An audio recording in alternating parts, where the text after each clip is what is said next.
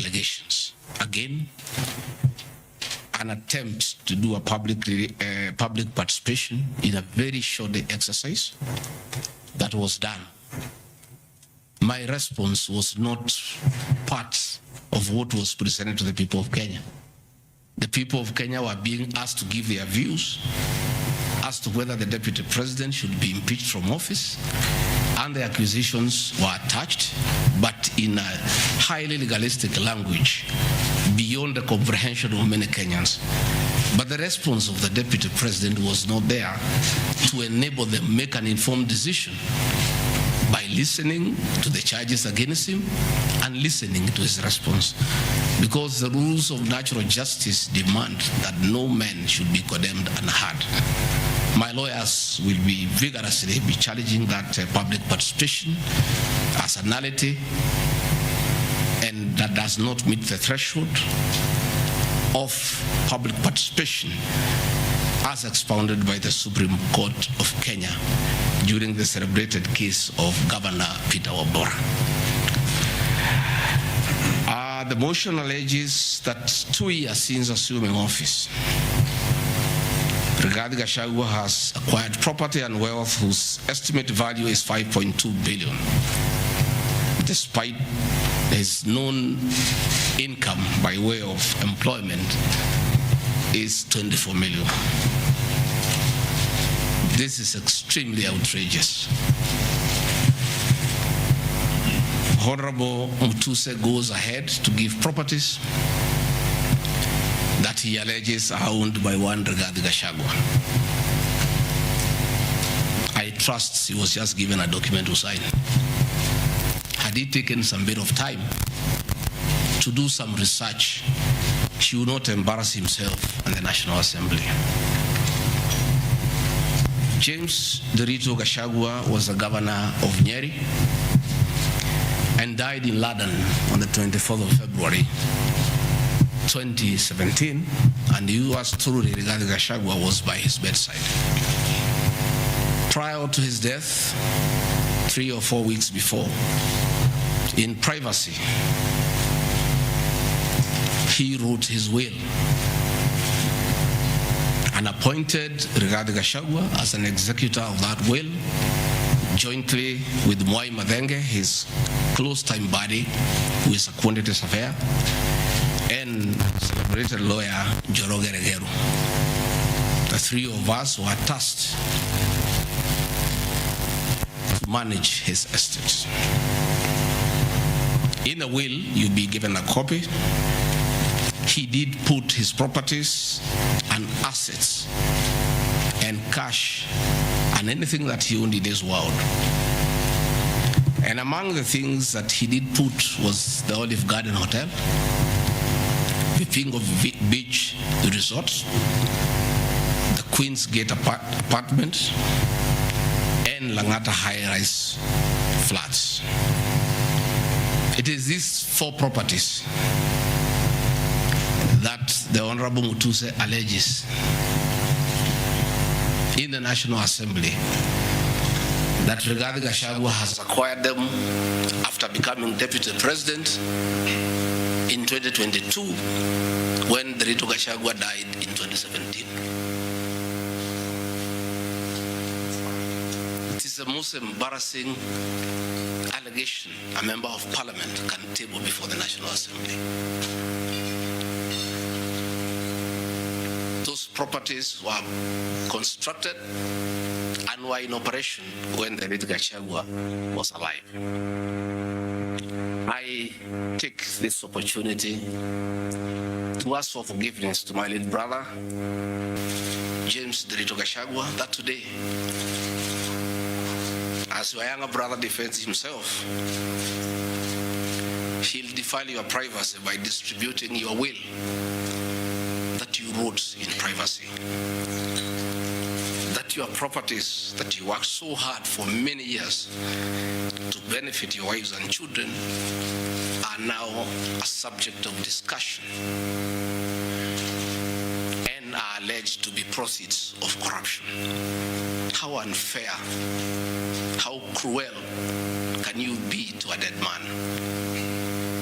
A man who worked so hard, a man who gave his life for his family, to buy plots, to construct property, and leave them in his death for his children and his brothers and sisters.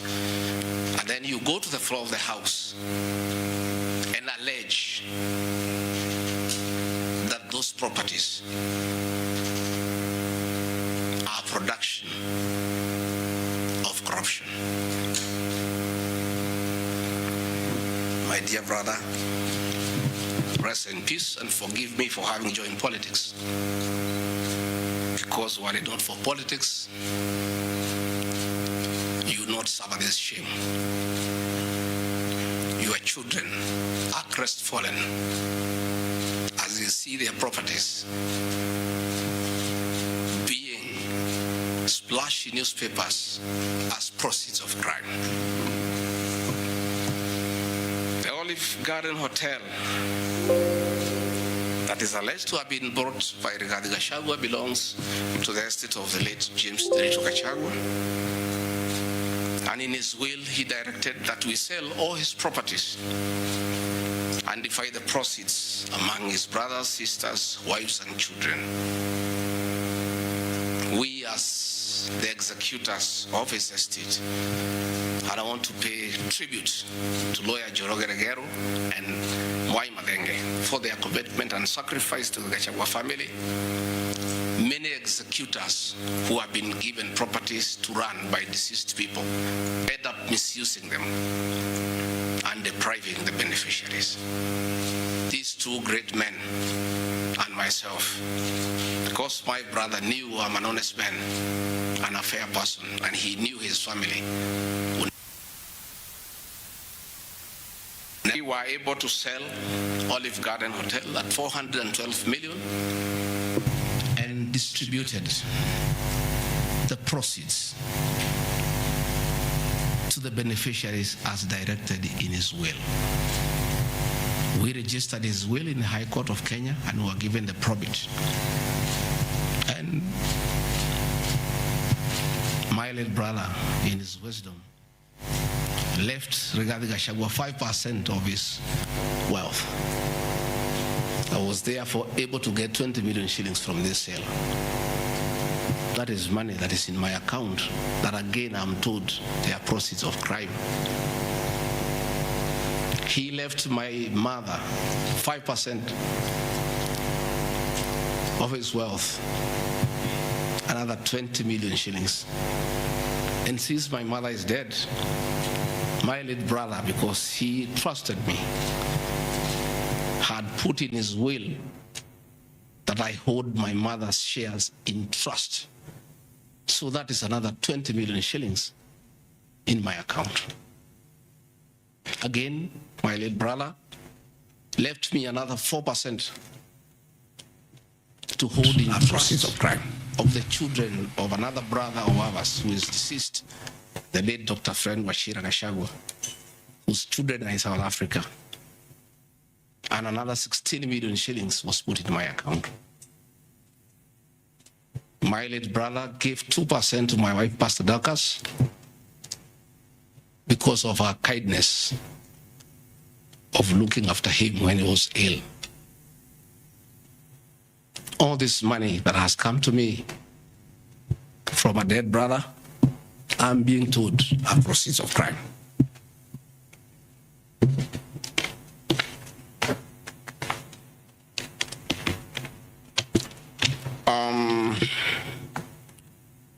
Queen's Gate Service Apartments, another property belonging to the late Gachagua, is another property that I'm told I've bought as when I'm deputy president. That is why I have 5.2 billion worth of money.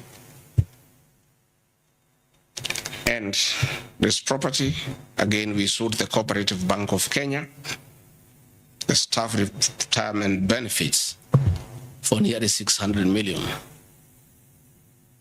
And this money we utilized to pay his debts. And today, as the late Gachagua rests in heaven, he has no debt. Again, I want to thank my fellow executors, Njoroge Regero and Mwai Madenge, for what you have done for my brother. Vipingo Beach Resort in Kilifi was Gachagua's holiday home, a beautiful palatial resort on 3.5 acres on the beach. I remember with nostalgia that he used to host us there every Christmas to enjoy ourselves. This property still belongs to the estate of the deceased because ourselves have a family. We want to retain it for sentimental value so that when we visit there, we remember him and his kindness. The Honorable Mutuse again goes to the National Assembly in a very emotional manner, quoting the Bible, says that this property has been bought corruptly by the Deputy President without knowing where the money has come from. I have seen some land, Rogoro Kiamariga, 1223 in Mathera East constituency. To start with, Rogoro Kiamariga is not in Mathera East constituency. It is in Mathera West constituency. In haste to dispose of the Deputy President because of political deceit and conmanship and betrayal, they could not even get it right where the land is situated. They were in such a haste to get rid of the Deputy President. The land is Ruguru/Kiamariga, 1223 in Mathera West constituency. It's a 2-acre piece of land. It's alleged it has a helipad. It's a lie. The land is 2 kilometers from my rural home. And I have planted napier grass for my dairy unit. I bought it at 3.5 million shillings. Again, proceeds from my dairy farm. I have a dairy farm with almost 150 cows. And I do make an income of almost 1.5 million shillings every month. I can surely afford to buy 2 acres of land. And I take this opportunity to thank my brothers from the Kalenjin community for that dairy farm. Anytime I've gone to the Rift Valley, in appreciation of the support I give President William Ruto, the Kalenjin community always gives me a cow or 2. And within 2 years, I have the largest dairy farm in Mathera constituency, courtesy of the Kalenjin people. I want to thank them for their kindness. I have seen an accusation that I've bought 40 acres of land in Kakuret, Kabraine in Kieni Nyeri constituency as Deputy President of the Republic of Kenya. I saw the Honorable Njoroge Wainaina, the MP for Kieni, signed the notice of motion to impeach me on the allegations, this one being among them. Had there been no malice, Njoroge Wainaina, the Honorable MP for Kieni, would have advised the Honorable Mutuse that he sold me this land in the year 2015. I have a sale agreement I'll give you with this picture. I bought this land from the Honorable Njoroge Wainaina in 2015. I was not even a member of parliament. Yet he has appended a signature that I should be impeached and go home for having corruptly bought 40 acres of land in Kakuret. In fact, the land is not 40 acres, actually 35. The allegation is that it's 40 acres. But that land is 35 acres. The people of Kakuret know it. Honorable MP for Kieni. And had he read this motion, I'm sure he would not have signed it. But as you all know, there was a lot of coercion. There was a lot of intimidation. And I'm sorry that I'm told the Honorable Inaina is admitted in hospital because of threats, coercion. She is being forced to hang a brother against his will and his conscience. These are the lies that Mutuse brought to the National Assembly, and asking the people of Kenya to get rid of the Deputy President of the Republic of Kenya based on lies. I have seen another ridiculous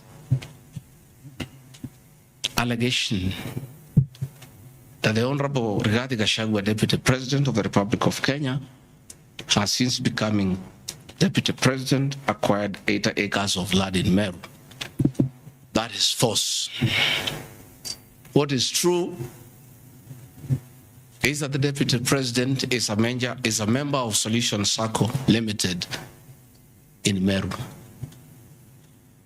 And for those who do not know, the Deputy President is half Meru, half Kikuyu.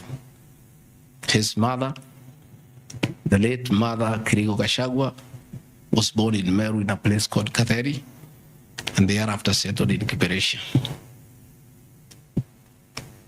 Deputy President Rigathi Gachagua sometimes is a lonely man. His father is dead, his mother is dead. His brother, Derito Gachagua, the governor, died of pancreatic cancer. His brother, Dr. Fred Washira Gachagua, died because of alcohol. His other brother, Jackson Riani, died because of alcohol. His sisters are married. So when he goes home, many times he's lonely. And he decided to look for some land in Meru where he can go and build a house and be among his relatives, his mother's relatives.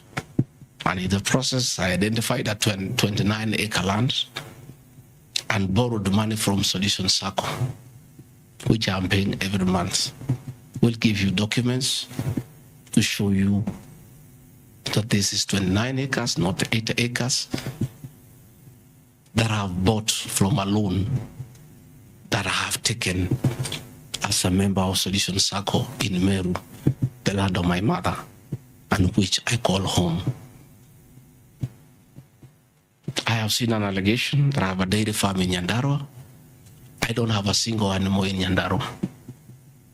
I have some little land in a place called Shamata, but I'm yet to do anything about it. I think I just mentioned it to one of the member of parliament for that area called Gachagua. The Honorable Mutuse went ahead to say that I own a dairy farm in Nyandarua. I own no such farm today, but God willing, because of the good climate in Daragwa, in Shamata, one day, God willing, I'll have a huge dairy farm. I have seen companies listed just to create an impression that Rigathi Gachagua is doing business. I want the people of Kenya to know that Rigathi Gachagua was a businessman before he became a politician. And he had a life, and that life is part of his history.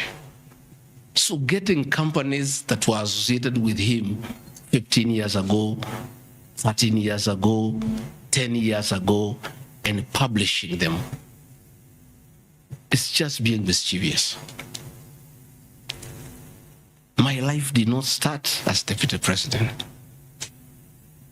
I left university in 1989 and served the public for 15 years.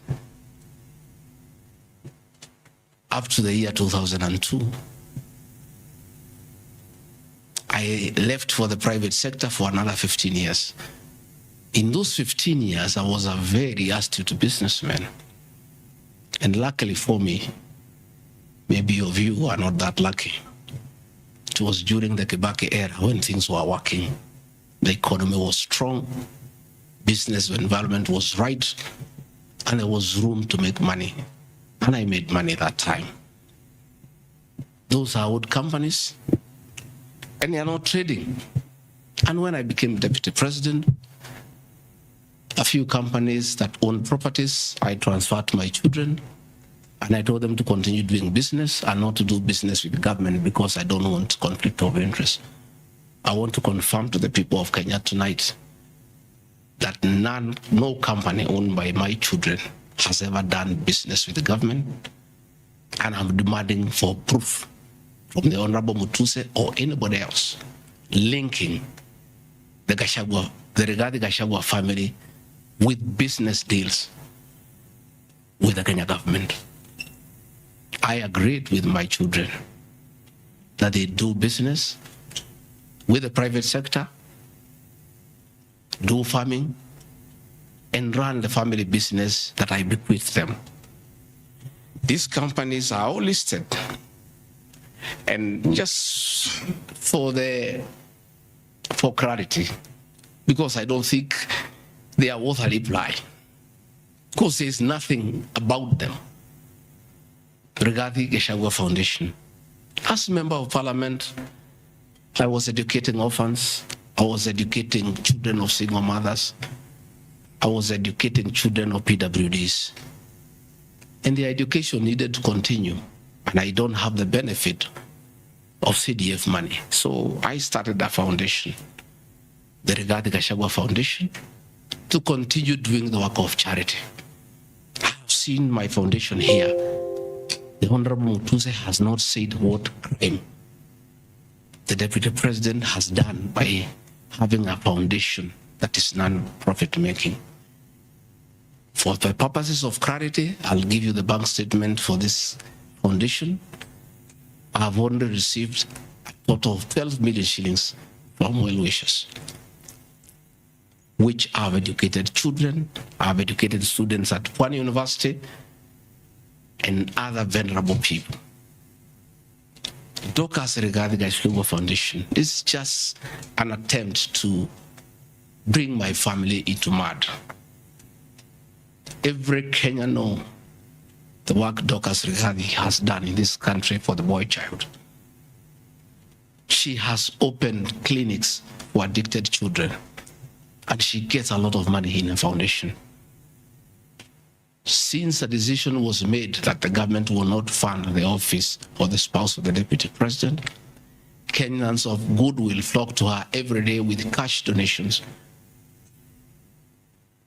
with material donations, for her to continue with a very good program she's doing of rehabilitating children in Kilifi, in Mombasa, in Laikipia, in Nairobi, and her work is well documented. I am yet to see from the mover of this motion what crime the Dorcas Rigathi Gachagua Foundation has done. There is no allegation, there is no evidence, there is nothing. Against Rigathi Gachagua Foundation, there is nothing. Spiritway Limited is a company registered by Dorcas Rigathi that does work with the church ministries. This ministry has not traded, does not even have a bank account. It's some strong women of God who have come together to create a company around their issues to preach the gospel. The mover of this motion has not indicated at all what crime this company has committed, other than dragging the name of my wife into mud in the National Assembly. Calvary Creed International Limited, as the name suggests, is a company founded by my wife in 2015, long before I became Deputy President. Again, on evangelism and activities to do with the Church of Christ. I have not seen a single allegation against this company. Mothers of the Lord Limited. Again, this is a company incorporated by my wife, Pastor Dorcas, in 2021 with our friends. It has never traded. It does not even have a bank account. The Anani Collective. This is a business name registered by my son, Dr. Keith Rigathi, in 2021 before I came into office. And I've asked him, and he has told me the ideas he had, they have not yet come to fruition. So the company is dormant. I am yet to see a single allegation against this company by this young man. GradPass Apartments Limited is a company that the executors of the late Gachagua put together to manage Langata View Apartments. The late Gachagua left 80 apartments for his children in Langata and asked us to sell and distribute the proceeds to the wives, the children, and the brothers in a formula that he gave. In a family meeting that I chaired, we agreed as a family that we should not sell the flats. We should share them so that everybody can be getting a rental income. In that formula, because of the shares he gave to me, I have 10 flats. His daughter has 10, his wife has 5, another one has 2, another has 1. So we did put this company together called GradPass Apartments Limited. This is a company that will be managing those flats on behalf of the beneficiaries of the estate of the late Gachagua. Again, this company has been put here by the Honorable Mutuse as a company that is involved in corruption. A company set to manage flats belonging to a dead good man who had foresight to think about the future of his children. And in his death, he is being haunted on nonsensical allegations simply because a decision has been made that Rigathi Gachagua is no longer useful to this administration. He is a spent cartridge. His work was to help fight Uhuru Kenyatta and get President William Ruto to power. And thereafter, he is of no use. So he should be dispensed with, and somebody else can be appointed. Again, it's the will of the Kenyan people. That is the viciousness that we are even fighting the dead. How cruel can we be? How insensitive can we be? What is this power thing? That you even fight the dead for you to entrench yourself in power and get rid of your perceived political enemies. I appeal to the people of Kenya to have respect for the dead, if nothing else. People may have money, they may have power, they may have everything, but they must remember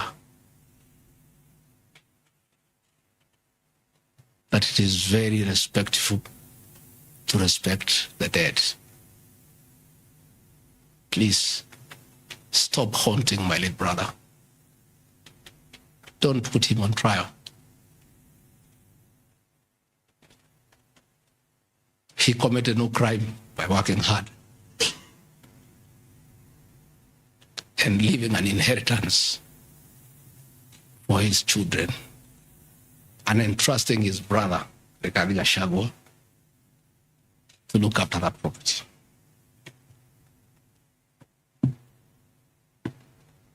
Fortis Viz Group Limited is a company incorporated in 2023 by my son, Kevin, and Dr. Keith. Again, some two very enterprising young men. This company has not even taken off. They are still figuring out what business they can do. And before they can even settle down, their father is under siege. So they have to come here every day to keep me company and find out what is not happening. This company has not even started. These are young people, children. Why do you want to destroy their future? By putting their names in the press with negativity because you want to destroy their father. These are innocent boys. who have decided to invest in their own country.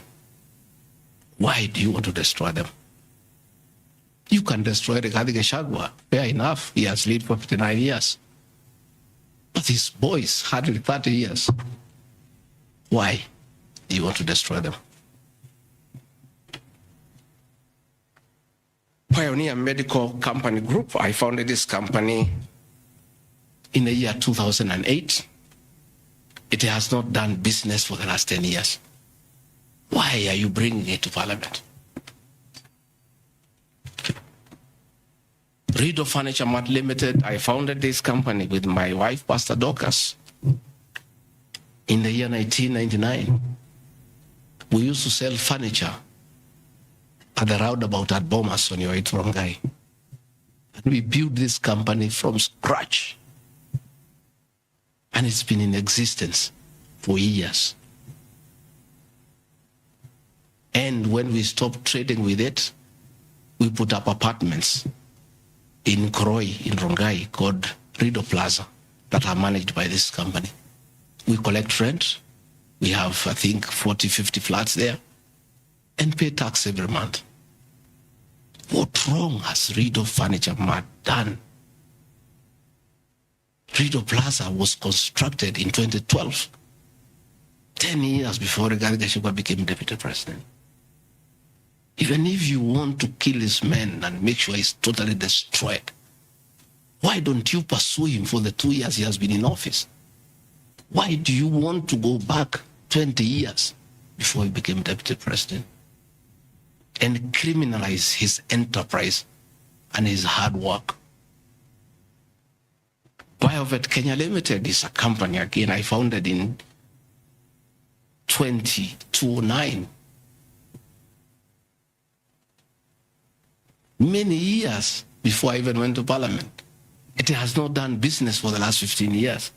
Not a single shred of evidence that this company has done wrong. It's not there. Murani Manufacturers Limited. It's a company that is founded by a character from our village and sold some shares to my wife and my children and interested them in manufacturing feeds for pigs and for chicken. It never even took off. This company has never traded in government. It has not done any business. It is actually dormant. I'm told the account has only 132,000 shillings.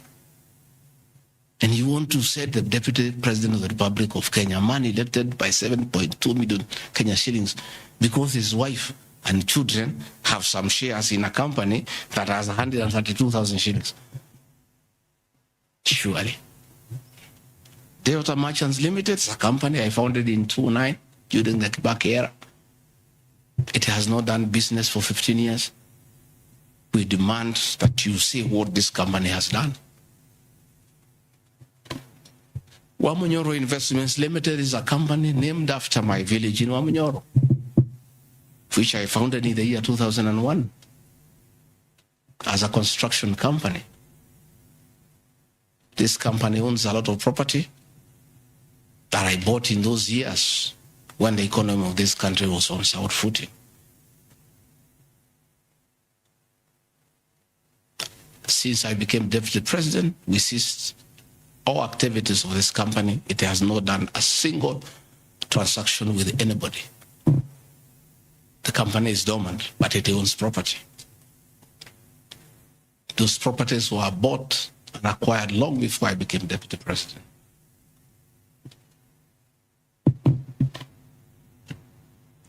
Cosmea Venture Limited is a company that was incorporated in 2018 before I became deputy president by my sons. They do what you call bulk SMS. I used to give them work when I was member of parliament to send messages to my constituents. I think they were charging me 30 cents per SMS. Some young, enterprising young people. Company 2018, it doesn't do business with government. It is not accused of any wrongdoing by anybody, anywhere. It's just putting the name there. Royal Crimson Ventures Limited, again incorporated in 2018 by my children to do their little business. No allegation of any wrongdoing has been annexed to the motion. Kurito Properties Limited, again, this is a company that me and the co-executors put together for the purposes of managing the Vipingo Hotel. No details of any accusation, any wrongdoing, nothing. Cristo Kenya Limited, this company I founded in 2009. And when I became deputy president, I gave out my shares to my children, and myself and my wife, we got out and asked them to continue doing business. My two children, like their father, very enterprising.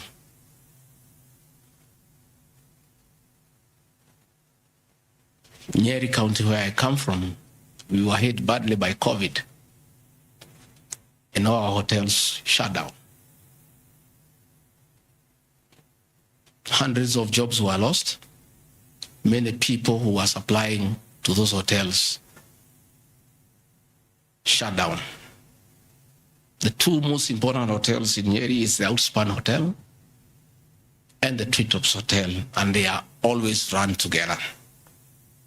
The Outspan Hotel was for sale, and my children were interested, and I encouraged them.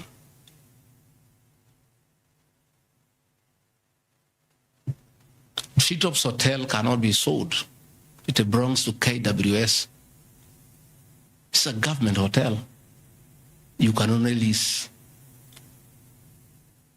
And the person who owned Outspan Hotel had also leased the Treetops Hotel. So my son acquired Outspan Hotel and got an assignment of the lease. So they don't own Treetops Hotel. It's on a lease from KWS to Aberdare Safari, then an easement to Cristo Kenya that is run by my children. I shouldn't be here talking about Cristo Kenya Limited and my children because they are not part of this proceeding. But they have no other forum to defend themselves, so I have to defend them. They are grown-ups. They should defend themselves, but they don't have the forum. They went to a bank and borrowed 600 million. The documents are there. And bought a hotel and bought the lease. And I publicly announced that my family has acquired the two hotels because there was nothing to hide. I saw no need to advise my children, like other people do, to buy the properties through proxy because this was straight business. They went and borrowed 600 million from the bank. And they were given 1 year moratorium, which is not over, to do the renovations and all that and open the facility. I want to thank my son, Dr. Keith Rigathi. He worked very hard. That I think last month or so, I was at the Treetops with the British High Commissioner to open the Treetops. The Treetops is so important to the people of Nyeri and the Aberdare ecosystem. It is in the Treetops Hotel that Princess Elizabeth slept as a princess and woke up as a queen. And when that facility was shut down, it was very devastating to the people of Nyeri and the Aberdare ecosystem. So when the people of Nyeri heard that the son of the deputy president is interested in leasing that facility from KWS and reopen it, there was joy and jubilation in the Aberdares. Since this hotel opened, 45 Kenyans are back to work. The mama mboga we talked about during our campaign are supplying vegetables to that hotel. The local butchers are supplying meat to that hotel. The traditional Moboko dancers come every weekend to entertain the tourists and get some payment. The tourism circuit of the Aberdeen is back because of these two young men who are now being demonized as crooks, as criminals, who should not invest in their own motherland because they are the sons of the Deputy President. The Deputy President of the Republic of Kenya spends a lot of time in one of his functions that he has been given by the President to coordinate development partners and look for investors. Why should the Deputy President go to look for foreign investors when his own children can invest at home? Children of many other people I know hide their money in Dubai and Cayman Islands. They don't want to invest here. What crime have the children of the Deputy President of the Republic of Kenya committed by borrowing money from a bank to buy a hotel and spur tourism, create employment, and spur business within the local environment? These boys are so demoralized, asking me, Dad, why didn't you advise us that it's a crime to be your children? That we have no life of our own? That we shouldn't invest in our own country? And if we dare to invest, we should do it under our proxy so that we conceal our identity. Are we criminals by virtue of being your children? That's a question my children are asking me.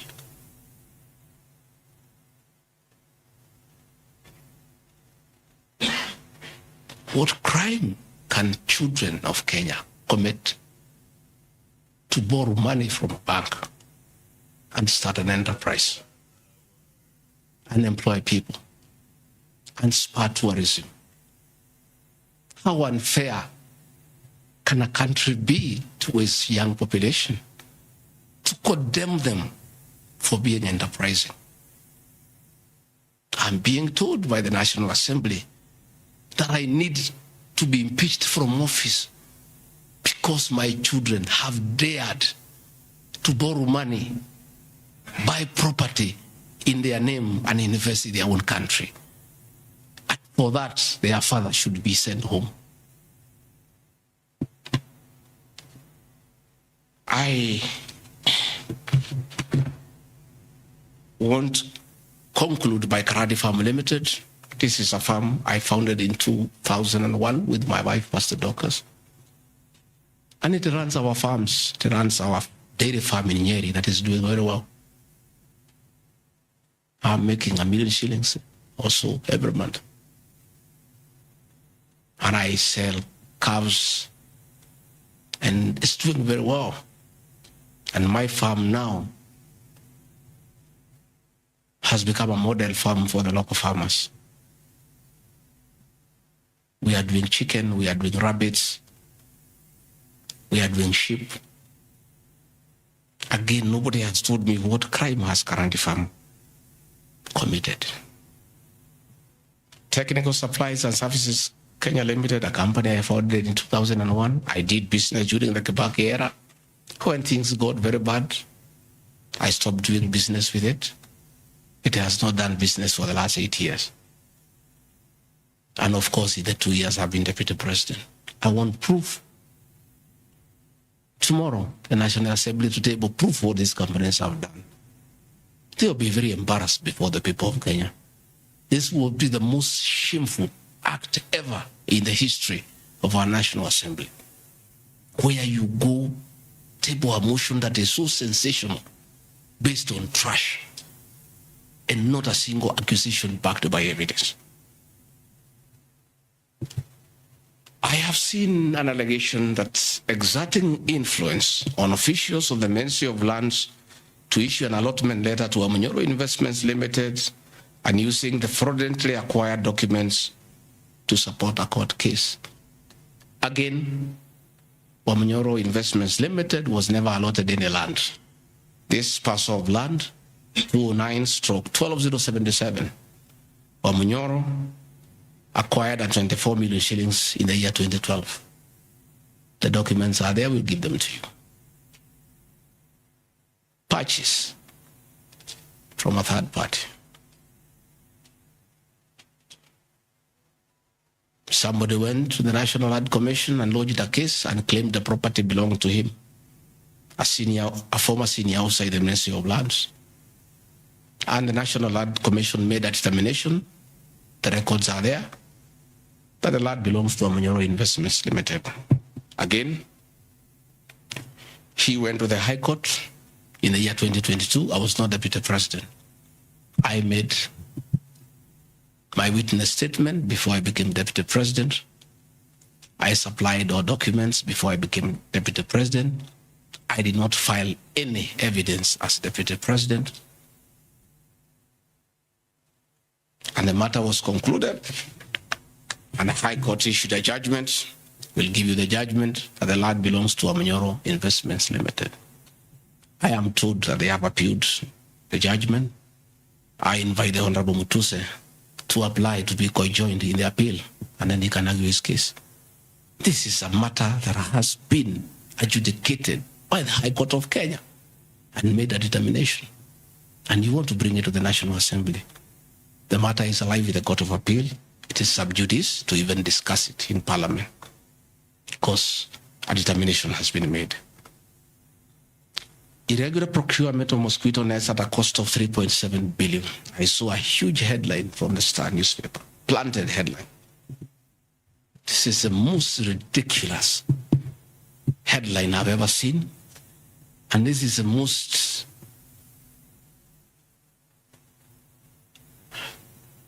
I lack a proper one, and I don't want to speak in Kikuyu.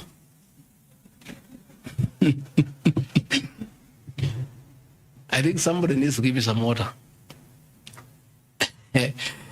What I want, I'm looking for.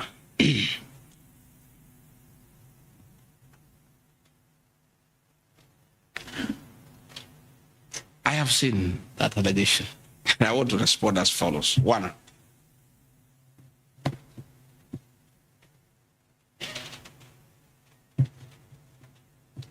there is Andrew Murwa. He has sworn an affidavit with false allegations. And he had better be very careful. Because he has made a statement on oath.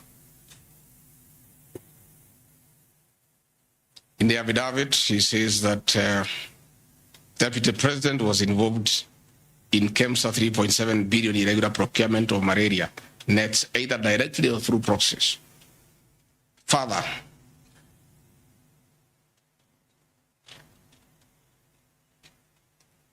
Shobika Impex Limited is an international company, the fourth largest manufacturer of mosquito nets in the world. It has done many tenders with KEMSA, with the Global Fund, countries in Africa, in Asia. And there was a tender.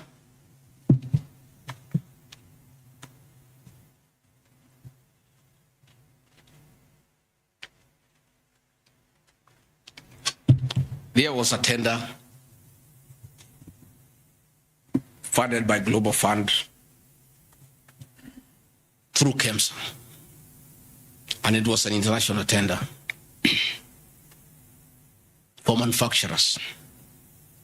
The company owned by my son Christo Kenya Limited are not manufacturers, and they did not participate in any way in the tender. In any way. What happened is that in the year 2014, 8 years before I became Deputy President, Shobika Impex Limited appointed Christo Kenya as their local agent, whose work is to do their errands and follow their supplies at the ports of entry. Christo Kenya did not participate in this tender. It was done by Shobika. KEMSA wrote to Shobika and said, your tender was not successful because you had a problem with pagination of your security documents. Pagination. Those of you who have done tenders, you number the pages And if they are not right, you can be disqualified. And therefore, they were told, can you come and collect your billboard, your original billboard? That's what happens. If you participate in a tender and you don't win, you are asked to collect your billboard. And they kept on coming to collect the billboard. It was not available for almost 3 months. And they asked the local agent, that is Crystal Kenya Limited, can you follow up on our behalf? We participated in this tender. We did not win. We have a letter asking us to collect the billboard. We are waiting for it because this is money that is tied as our agent in Kenya. Can you follow up? And that is why when my son, on behalf of Crystal Kenya Limited, went to KEMSA trying to follow up, and when it was not working, he brought it to my attention and I made a call to Mr. Andrew Mulwa, asking, my son has been here. There's a little issue about a billboard of an unsuccessful tenderer. Why is it that this is money that is tied? And these are foreigners, these are foreign investors. We don't want to make life difficult for them, please. Why don't you release it to it unless there's a problem? No, he said, no, the matter is under investigation. That is why we cannot release it. The billboard is with the SEC. I said, fine. If the matter is under investigation, so be it. Right along, the investigations were over. EACC wrote to KEMSA and returned the billboard. KEMSA in return wrote to Shobika and returned the billboard. End of story. Shobika did not win the tender. They were not awarded the contract to supply the nets. No nets were supplied by Shobika. No public funds were lost. And we are told by Deputy President asking why a billboard to a tenderer who has failed to win cannot be returned. He endangered the lives of the people of Kenya. That is how absurd the allegation is. There is no evidence that the company with my son participated in the tender. They did not participate. There is no evidence that the Deputy President interfered with the tender. The only crime is that urging so that we don't frustrate foreign investors. If they were not successful, why are you keeping their tender security? You need to give it to them. And it was a lot of money. I think it was 500 million or something like that. So I want to say this is a very ridiculous, and I take great exception to the headline by the Star. Please, we'll give you the documents. Tell us, where was the Deputy President involved in a tender? This is a tender that never was. And for the record, to show that this tender had no problem, after the investigations, during the investigations, the CEO, Terry Ramathani, was suspended to allow investigations as it should be. And Mulwa became the CEO. Mulwa was not there during the tendering. He came after the tender had been annulled. And he was dealing with the aftermath of the annulment of the tender, that is returning the billboards, sending document to ACC. After investigations by ACC and the Senate were concluded, Terry Ramadhani was appointed by President William Ruto as the Deputy High Commissioner to India. That tells you, because when those appointments are made, the head of public service writes to ACC, DCI on issues of integrity. Terry was cleared, which means there was no scandal.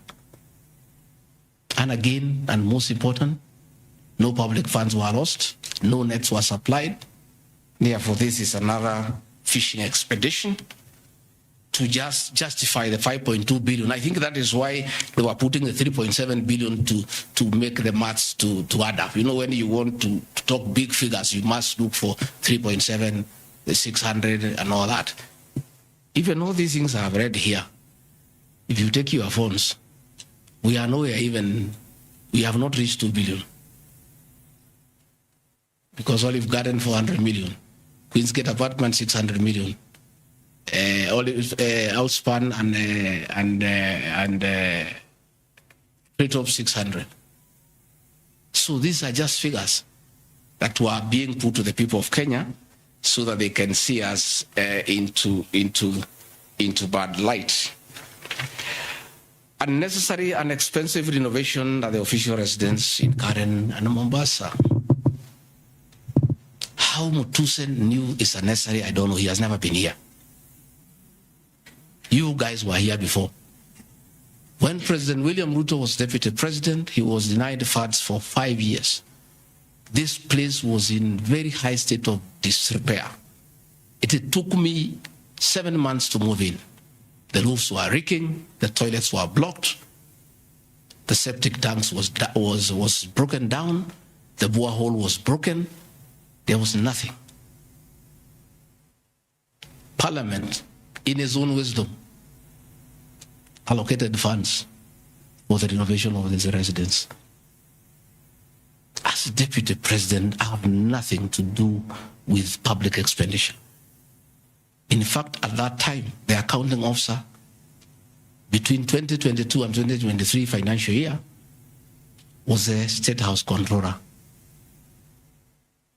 Procurement was done, tender was awarded, and the renovations were done. And you can see the place looks good.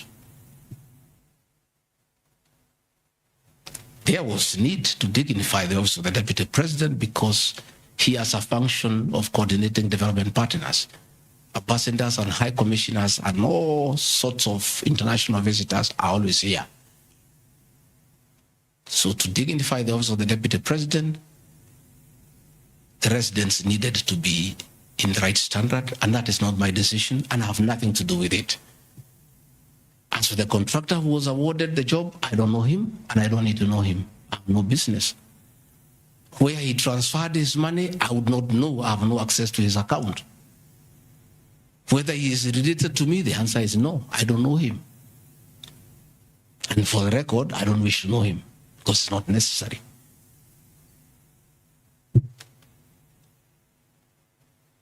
Government expenditure is audited every year by the Auditor General.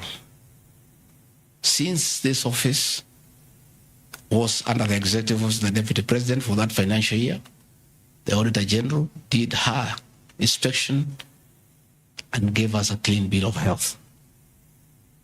The renovations that were done were not highlighted with having any audit query.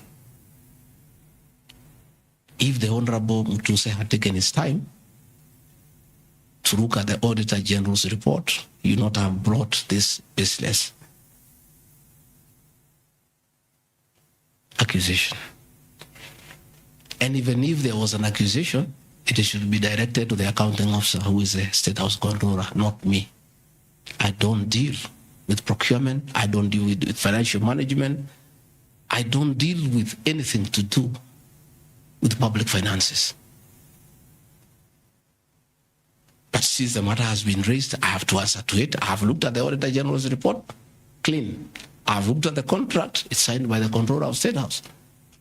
As to the work, that I can attest, they did a very good job. And this residence has been dignified. The same with the residence in Mombasa. You know, the residence in Mombasa is where President William Ruto and his wife, Mama Rachel, were chased away, and the house allocated to the regional commissioner. And on assuming office, I took up the residence. It was in state of disrepair. Again, it was renovated. It's a good place. I normally go there when I go to Mombasa, and it makes a lot of sense because before the renovation of that residence, anytime I went to Mombasa, I normally have a huge delegation of security people, hospitality, and all that goes with the office, not really me. The bills were very expensive. It makes a lot of sense to have an official residence for the Deputy President in Mombasa so that when he is there, you cut down on public expenditure.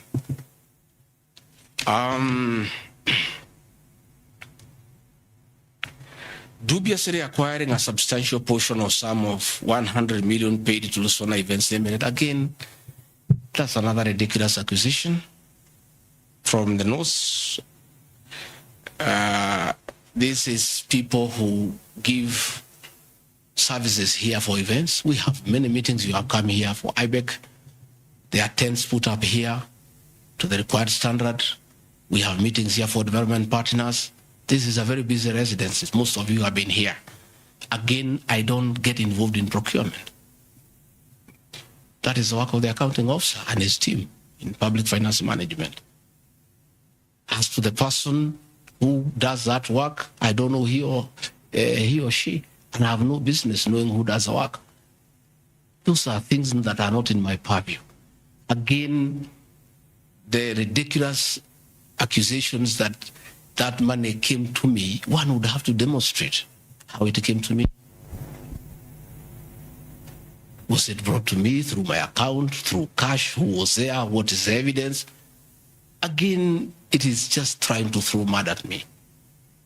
And I want to say that that accusation is baseless, and we believe we want to see the mover of the motion coming up with tangible evidence. Again, these accusations lack particularities and specifics. They are just generalized accusations.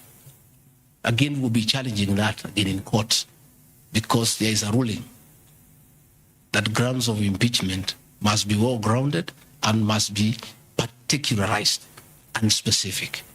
This is just an allegation. Where is the nexus between the supplier of events to this residence and the Deputy President, Rigathi Gachagua? There is no nexus. I don't know the person. I don't know the company. I'm not involved in the procurement. I don't even know how it is procured. All I do is I want events, and they are arranged, and I take part in those events. Those accusations of funds utilizing the Deputy President, in the Deputy President, coming for my personal benefit, are ridiculous, unfounded, and totally malicious, and there is no evidence whatsoever. And I want you people of the press to also ask these people to give you the evidence. Don't just write headlines. Ask, where is the evidence? Where are the particulars? You know, you don't just allege, oh, this particular supplier, this money went to the Deputy President. Yes, fine, that is good. How? How did it go to the Deputy President? You must explain.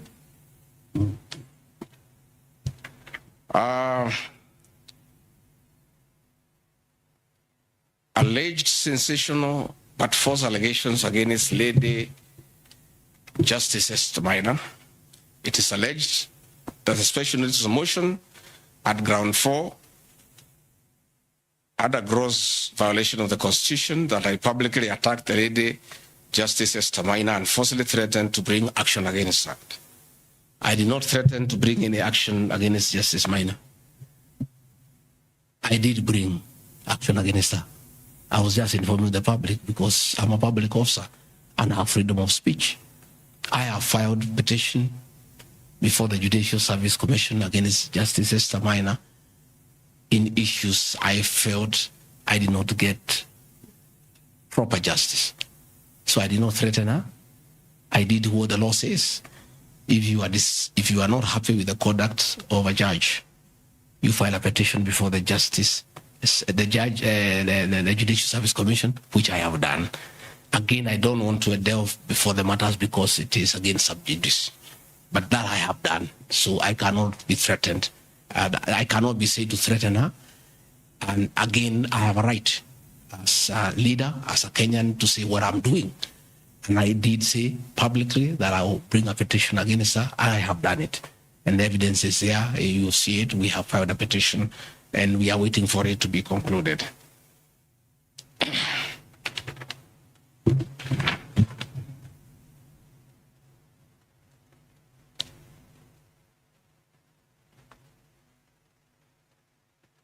Again, I want to emphasize that my statements were protected speech consequent to a decision by the landed judge in a matter involving my personal assets, which I disagree with and found to be wholly unfair. The matter having been concluded at last stage, my criticism of the decision was not sub judice, nor in any other manner prohibited by law. While I respond to the ruling of the learned judge, I was in absolute disagreement with it. Contrary to the assertions, the special motion, I did not forcibly threaten to bring action against the learned judge. I took legal action available to every citizen of Kenya under Article 168(2) of the Constitution, which allows any person to petition the Judicial Service Commission for the removal of any judge, and filed a legal complaint before the Judicial Service Commission in March 2024. Complaint being live before the JSC, discussion of the conduct of the learned judge in the said matter here would be sub judice. Diverting materials meant for construction of Kilifi Malindi Highway to tarmac a private load to Vipingo Beach Resort. Again, I said Vipingo Beach Resort belongs to the estate of the late Governor Gachagua. The facts are as follows. King Charles III visited Kenya between 30th October 2023 and 3rd November 2024.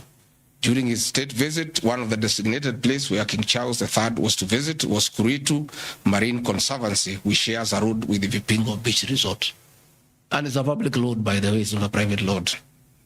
I have annexed a copy of the program of the state visit to Kenya by King Charles III, marked RG, which at page 13 on items 63 and 64 shows his departure and arrival at Kuritu Marine Conservancy.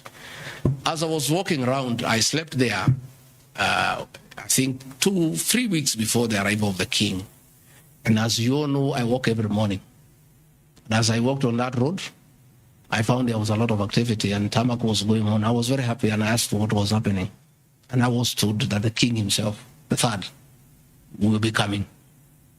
So, like all other residents of that area, we are very indebted to King Charles III that this was done very speedily. Rigathi Gachagua never called anybody to do this road. In fact, I'm informed that this road is donor funded, the one to Kilifi, and there is a component of corporate social responsibility. And I have learned after I have inquired that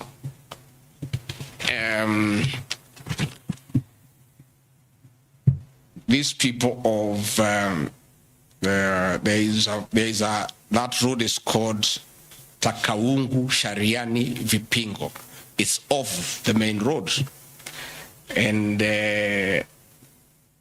I am made to understand that Kuritu Marine Conservancy,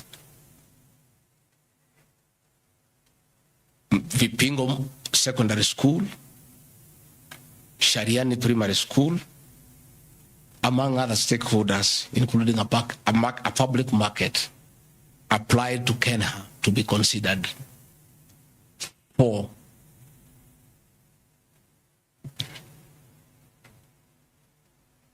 corporate social responsibility.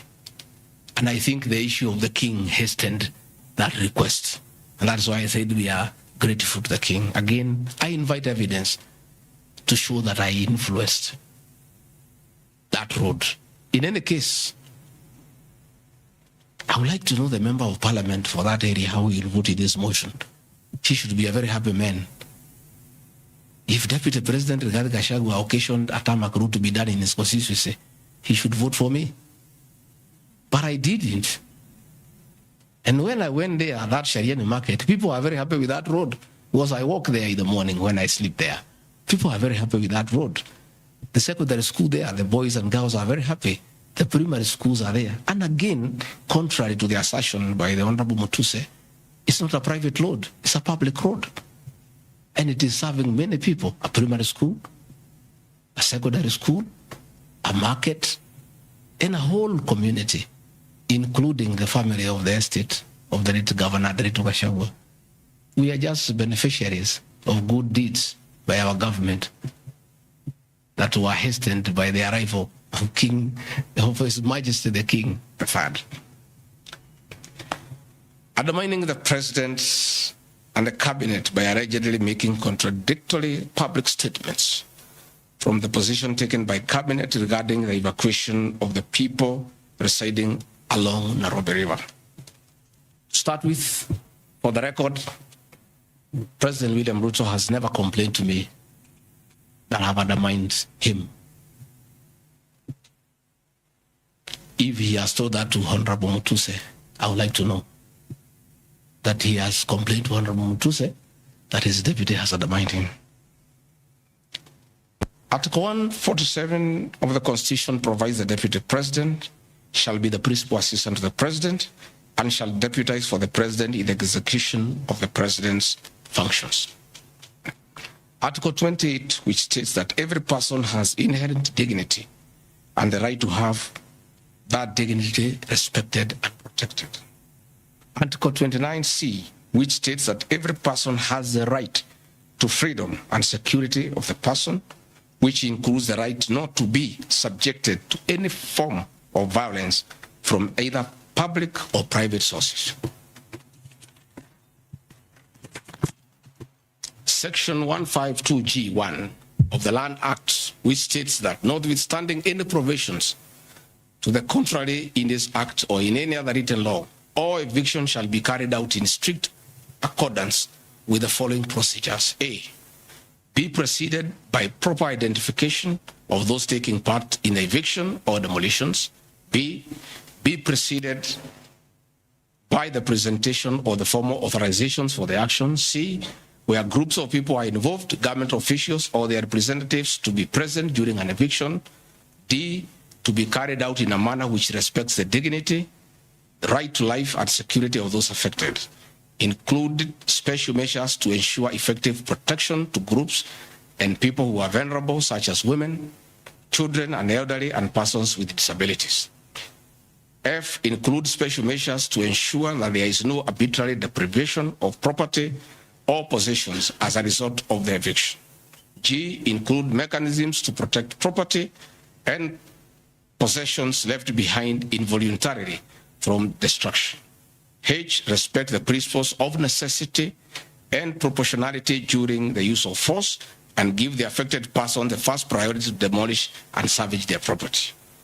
Critically, our Constitution provides at Section 147(2) that first, the Deputy President shall perform the functions conferred by these constitutions and any other functions of the President as the President may assign.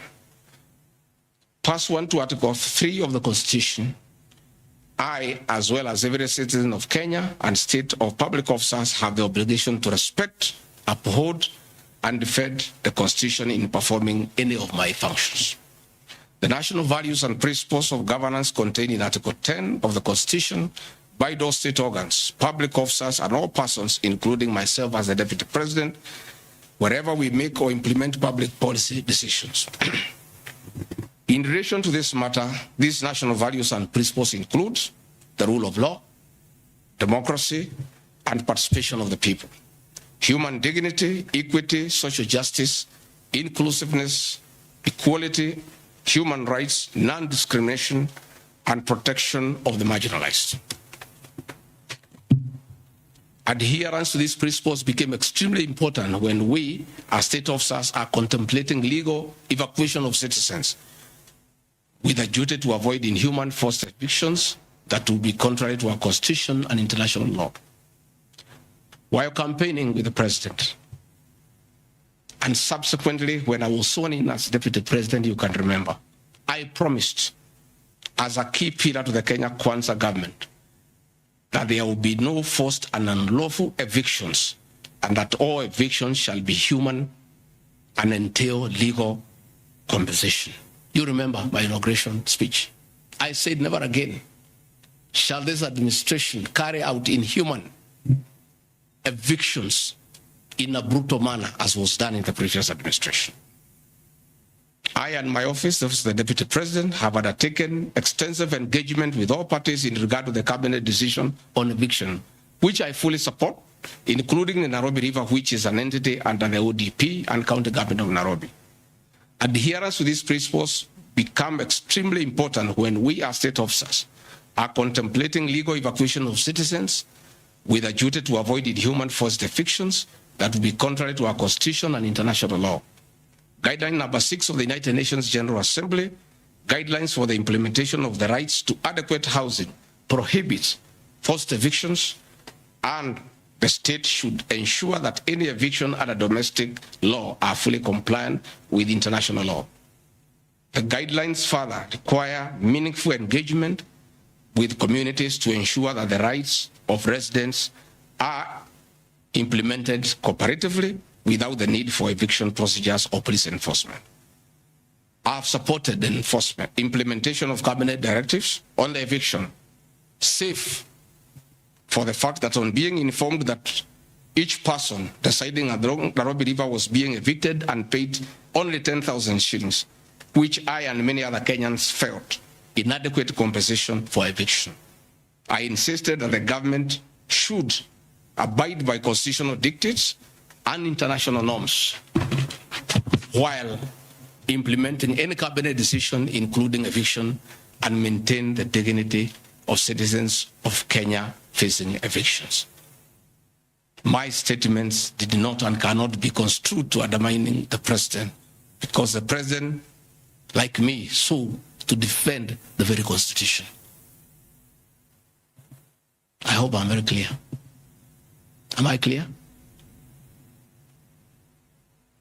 I cannot, I will not oversee, supervise, forced, brutal eviction against the people of Kenya. That I will not, and I can't. President William Ruto and I on the campaign trail gave a solemn undertaking to the people of Kenya that under our administration, that will never happen. So when I was asked to oversee brutal, inhuman eviction against innocent people without notice, without compensation, without due regard to what the Constitution says, I found it very, very difficult. And I rescued myself and allowed the CS for Interior, the Head of Public Service, the PS for Internal Security to proceed. If that is the reason why Rigathi Gachagua should be impeached as Deputy President of the Republic of Kenya and sent home for refusing to undermine the Constitution, for saying no to brutal and inhuman eviction of poor Kenyans, let it be. Undermining devolution by allegedly holding a meeting in Nairobi. Good people. I'm sure you are as embarrassed as I am. That a deputy president holding a public meeting to talk to the people of Kenya is undermining devolution. To start with, Deputy President Rigathi Gachagua, in the duties spelled out by the President under Executive Order number 1 of 2023, he has the duties to coordinate intergovernmental relations. I work with the governors. This is the home of devolution. I hold meetings with the governors every day. I chair IBEC. I cannot be accused. And I need evidence tabled that I undermined devolution. The motion alleges that on 29 September 2024, I unlawfully interfered with the running of the Nairobi City Council government by holding a public rally where I allegedly incited citizens against law directives of the county government on planning and relocation of markets. This is my response. It is not true that I incited citizens against the law directives of the county government as alleged.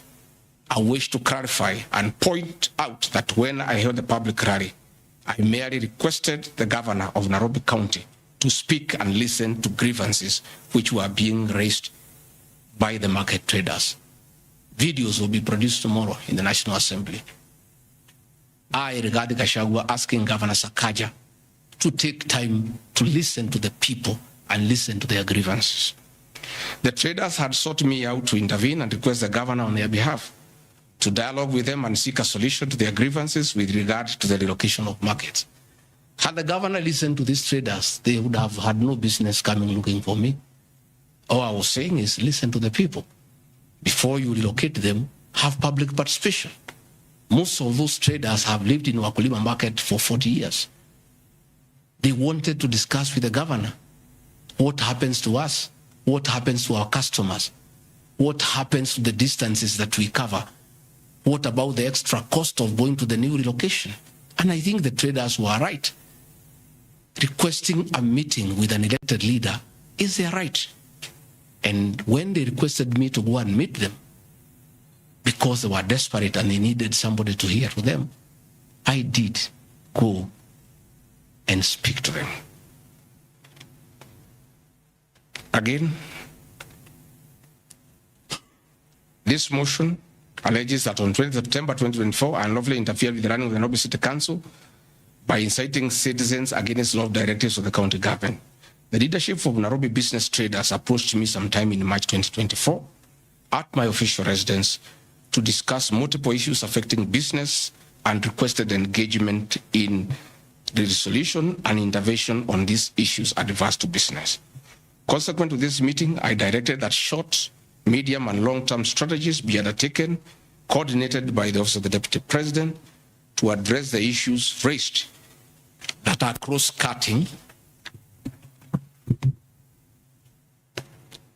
with agencies including KRA, Kenya Post Authority, Counterfeit Authority, Kenya Bureau of Standards, the National Police Service, Kenya Copyright Board, given that the violation is under the Office of the Deputy President. I was just doing my work. On 11th April 2024, the Small Traders and Government Agencies Technical Committee, coordinated by my office, held a meeting to discuss issues raised by the small traders, including Udhuru Market, attended by ODP staff in a supportive role in keeping with the draft framework of cooperation and engagement between government, Nairobi City County, and the Nairobi business traders. Subsequent to that meeting, a meeting on 24th April 2024 between Nairobi City Council and the Nairobi small traders and numerous others, the ODP on 22nd July 2024 invited His Excellency Johnson Sakaja, amongst other state officers, to a meeting at ODP. Officers scheduled for 22nd July 2024 to review the draft framework of the cooperation and engagement between the small traders and the government of Kenya. On 3rd September 2024, the ODP wrote to Governor Johnson Sakaja and all other stakeholders, submitting a final combined draft of the framework for review and feedback. After all the engagement between all the parties and the draft framework, Governor Sakaja decided to arbitrarily proceed with the relocation of Mufulwa Market. That gave rise to the cry by the people. Meetings had been held, a framework had been agreed on.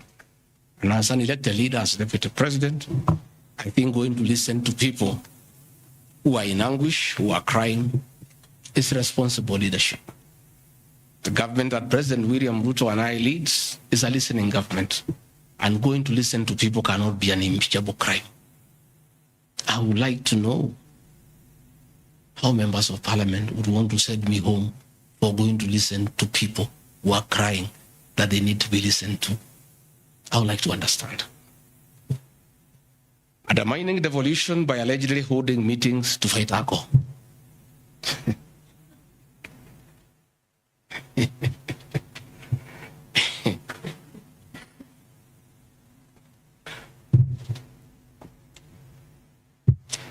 I think tomorrow will be the greatest circus.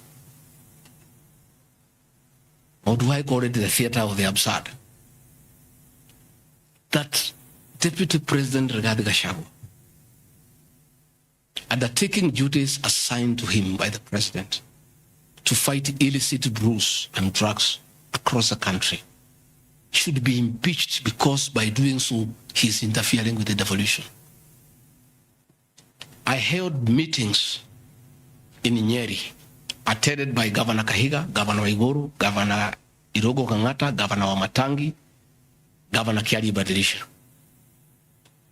I held a meeting in Chuka, attended by governors of Embu, of Tharaka Nithi, of Meru.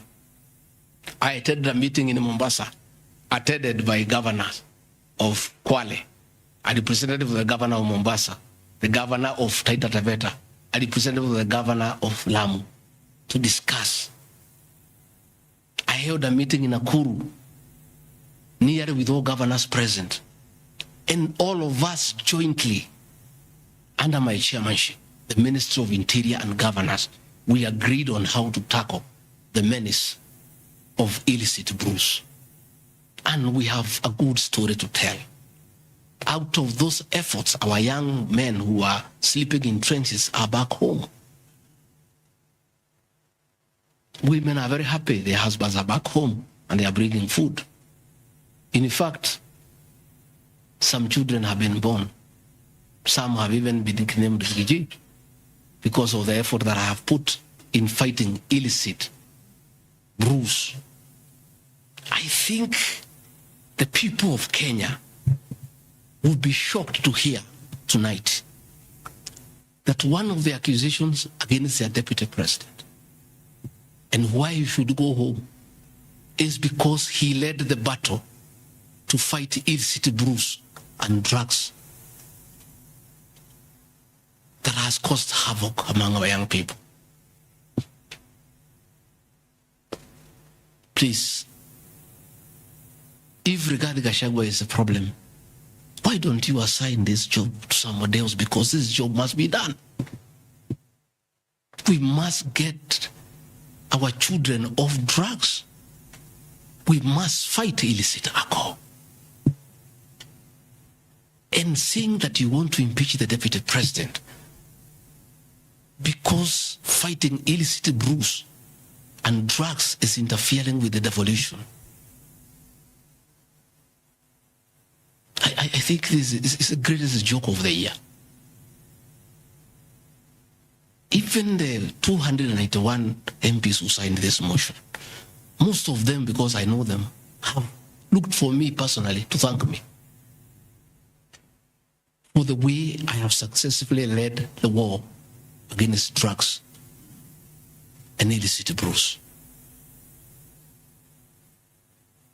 And that is why that sham public participation should have had my responses, so that the women could hear that one of the accusations against their deputy president is that he should be sent home because he was leading the war against illicit brews and drugs.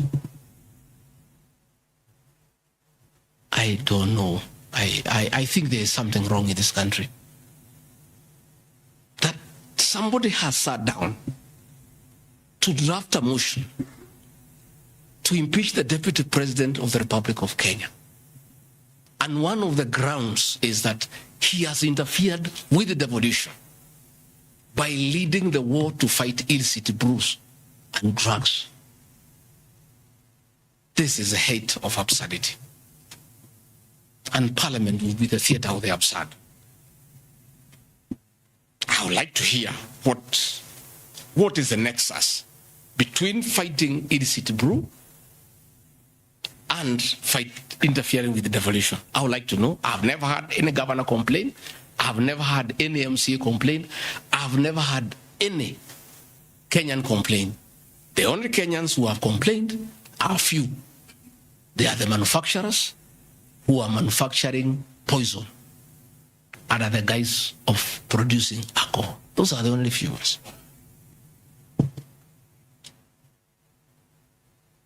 I beg the National Assembly and the Senate,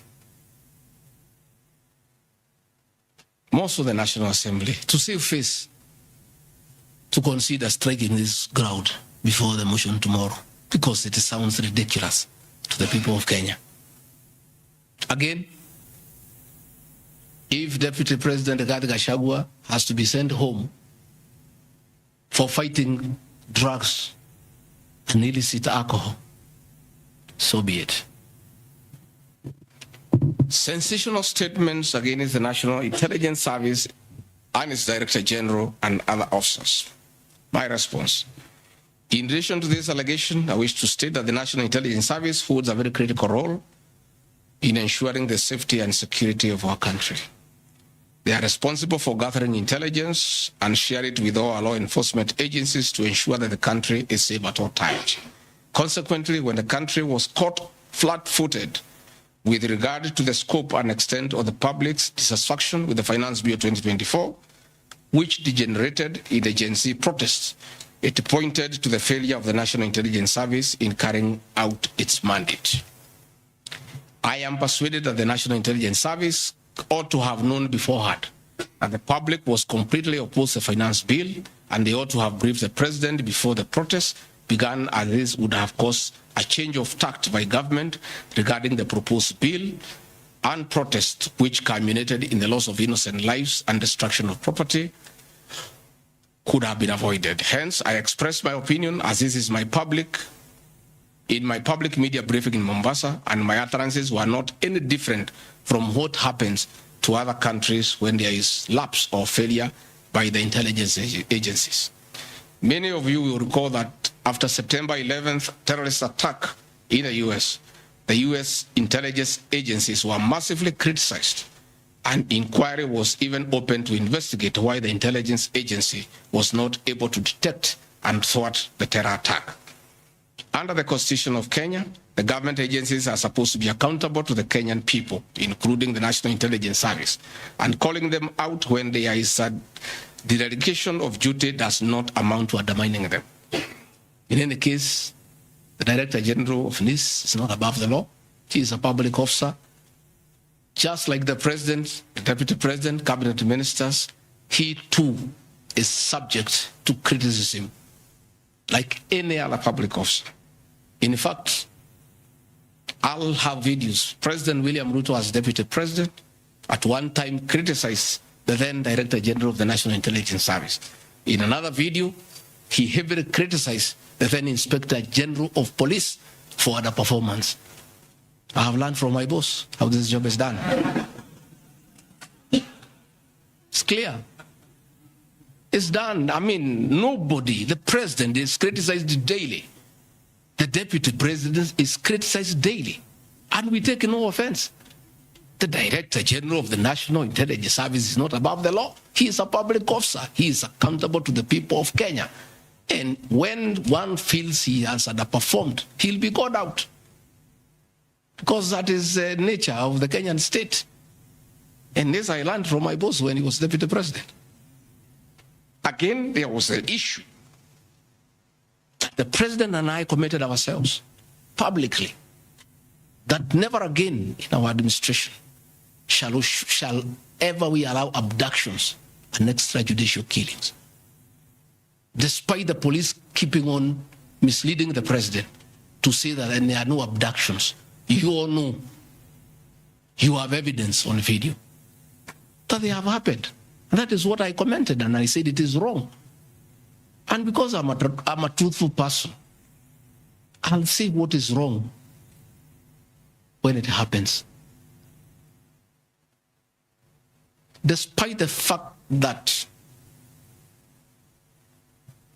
I am compelled by the principle of collective responsibility to be part and parcel of every decision made by government, that I'll continue to do so, but only those decisions that are constitutional and within the rule of law.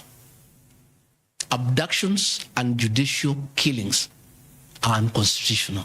I will never support them.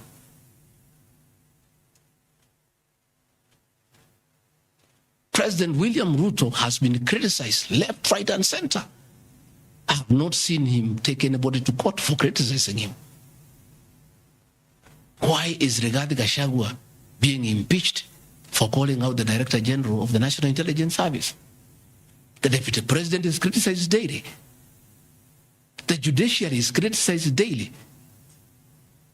The media is criticized daily, including the Star, whom I've criticized today. But that is as far as it goes. And again, despite being just the Deputy President, I enjoy a constitutional right in the Bill of Rights, freedom of speech. And if the Director General of the National Intelligence Service is aggrieved, there are mechanisms of how he can take me to court and sue me for defamation. And I'll be able to argue why I said what I said. So that is not a ground for impeachment. I mean, that is curtailing liberties, the freedom of expression, the freedom to hold public officers accountable for their actions.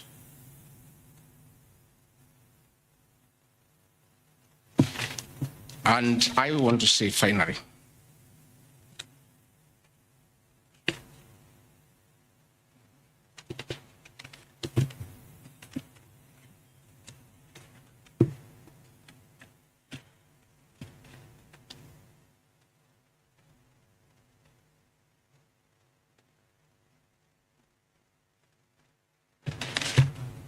I think I've literally addressed all the grounds because I felt it's important for the people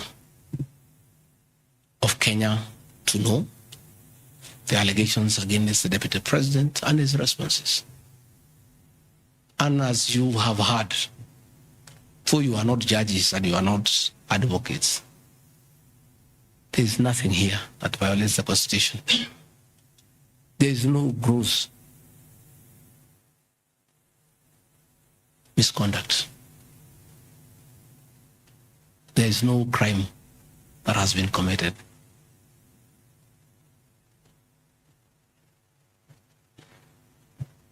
I'm innocent on all these charges, and I want to clarify my apology yesterday to the President did not in any way imply that I'm guilty of these charges. I'm not. I'm not. My statement was that if there is something I've done to the President that I don't know, that probably has upset him, I ask for his forgiveness. But that was in no way an admission of this ridiculous allegations meant to overturn the will of the people. Finally, in conclusion, I want to say that overturning the will of the people is not a joke. It calls for very serious violation of the Constitution. None of these issues here meet the threshold. We'll go to Bunge tomorrow. I'll be there at 5 for 2 hours, and I'll put my case. In the unfortunate event it proceeds to the Senate, I'll be there again to prove my innocence by way of evidence.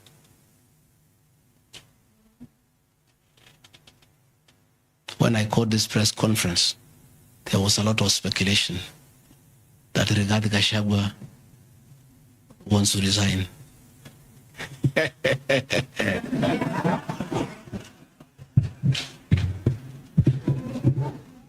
This is a man elected by 7.2 million Kenyans. How dare you suggest to him that he can do so without public participation?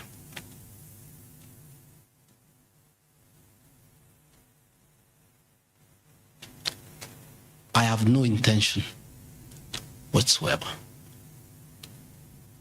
to resign from this job. I'll fight to the end. I have tremendous respect for our judiciary and the professional judges of the High Court, the Court of Appeal, and the Supreme Court. And in the professional manner, they have handled serious issues affecting Kenya. The impeachment of a deputy president elected by 7.2 million Kenyans is not a small matter that can hastily be decided by a few members of parliament and senators and wish it away.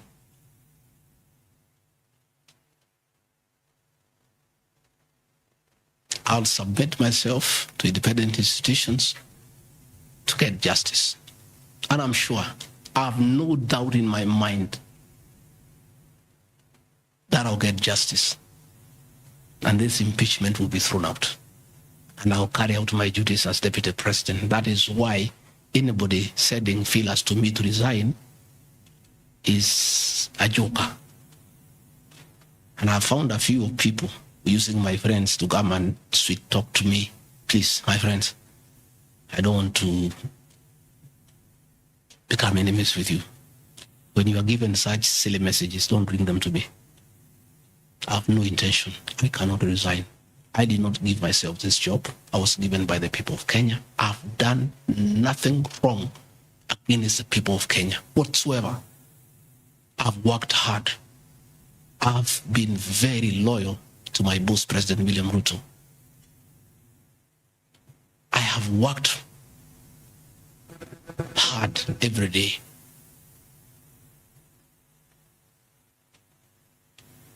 And I will not be distracted. I think there's one issue I've forgotten, one ground. The issue of the shareholding, isn't it? Even you guys can remind me if there's one issue that I have not dealt with.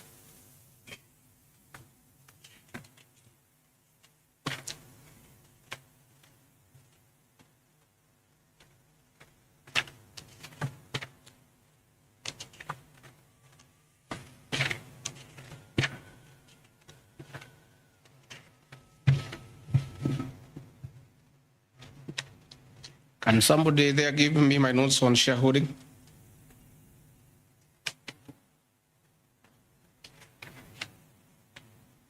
Yeah, I have them here. That's okay. Yeah, this is an important one. There are several. I had not. There are a few silly ones. There's one that.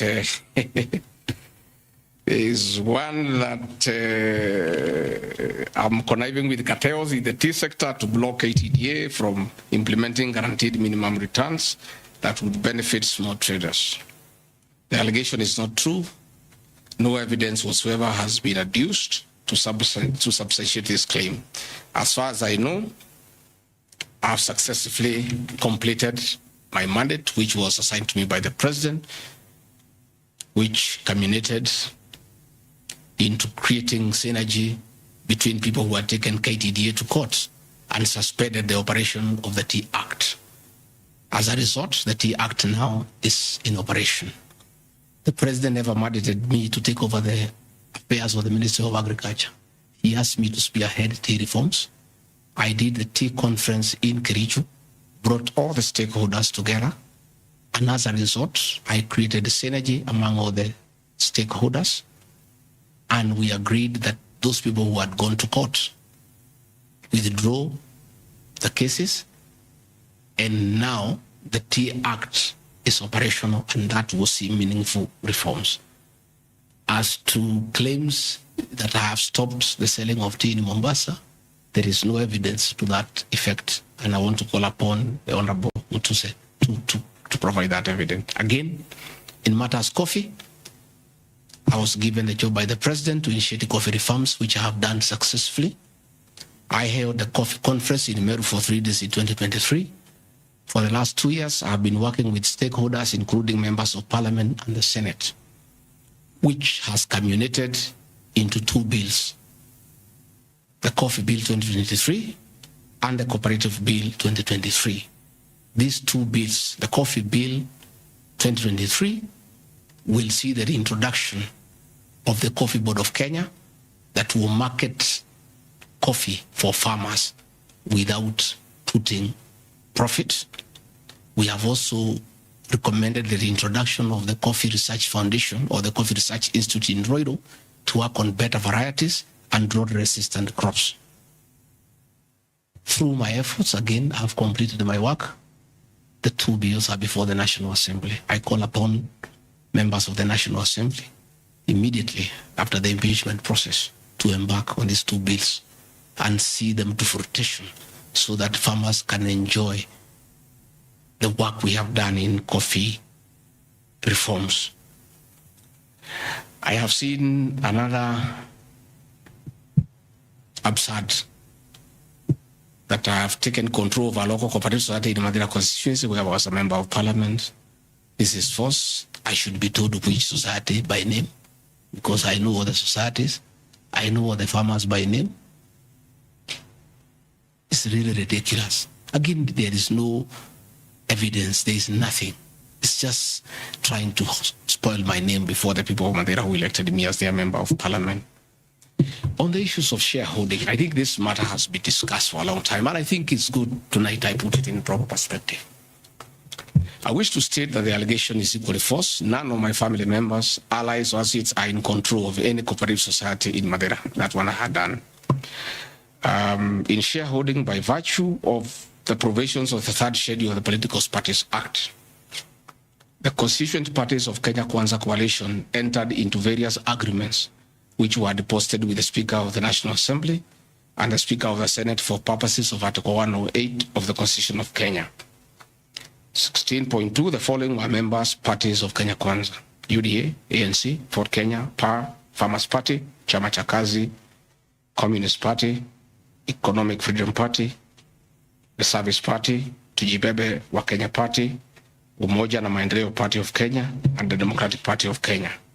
In accordance with provisions of Clause 3E of Schedule 5 of the Political Parties Act, each of the agreements contained in a power-sharing development agenda for certain regions in Kenya. I attach here copies of the said agreement. I'll give you the Kenya Kwanza agreement so that you know when I talk about shareholding, I'm not talking about Kenyans. I'm talking about this agreement that was signed by President William Ruto and almost everybody else on how power will be shared. I've never talked about sharing resources. I have been talking about power sharing for people to get what they deserve in sharing power in accordance with this agreement. Like, for example, in an agreement between UDA, ANC, and Ford Kenya, the UDA would nominate the president and the deputy presidential candidates, which has happened. I got my share, although I have no share certificate. The president would guarantee the stature, dignity, financial, and operational autonomy of those of the deputy president. It's in the agreement. Also, the deputy president will be allowed specific duties identified at Article 21 of the agreement.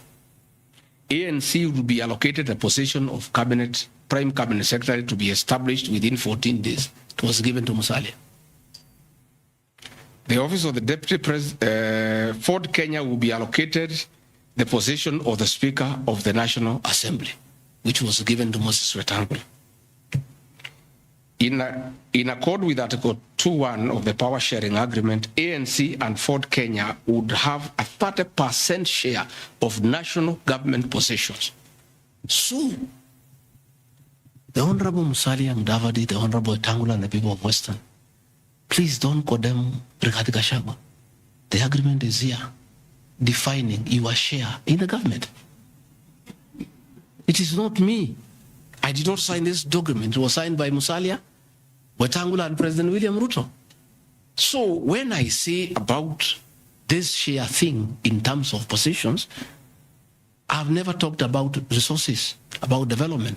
Although it is also here, is that regions bargained with the president for shares. Musalia Mudavadi and Moses Wetangula bargained for 30% of shares within the Kenya Kwanza government. Although they were also supposed to give us 70% of the vote, which they did not. Nevertheless, since they gave a certain vote, they are still entitled to some share, one way or another. So it is not Rigathi Gachagua who said that a government is like a company. It is the agreement of the Kenya Kwanza, which I'll be tabling in the National Assembly. It is not me. It went ahead to say it. They said ANC and Ford Kenya would have 30% share of national government positions. That is cabinet secretaries, principal secretaries, high commissioners, ambassadors, diplomatic and consular representatives, chairpersons of state corporations, directors of state corporations, chairpersons and commissions, constitutional commissions, provided the 30% share is to be shared equally between the ANC and Ford Kenya. Sasa mimi nikiambia watu wafuate share yao, makosa yangu ni gani? Iko hapa. I did not sign. They went ahead. Musalia Mudavadi and Wetangula. And they must follow these things. Because I will not follow for them because I was not party to the Western agreement. The agreements were with regions. So when people say I'm dividing regions, I'm simply following the Kenya Kwanza agreement of the way it was debated. They went ahead and said, Article 22 of sharing agreements set out a list of priority projects which Kenya Kwanza would endeavor to fulfill in the ANC and Ford Kenya strongholds of Western Kenya between 2022 to 2027 on a priority basis. Musalia Mudavadi and Wetangula signed a package for Western Kenya. I've never had anybody call them tribalists, but they signed an agreement demanding for Western Kenya. They demanded, and it was agreed it will be done. Completion of all incomplete or stored bitumen roads. Construction of an extra 1,000 kilometers of bitumen in Western Kenya. Revival and modernization of sugar factories in Western Kenya. Establishment of new industries identified in Article 22 of the agreement.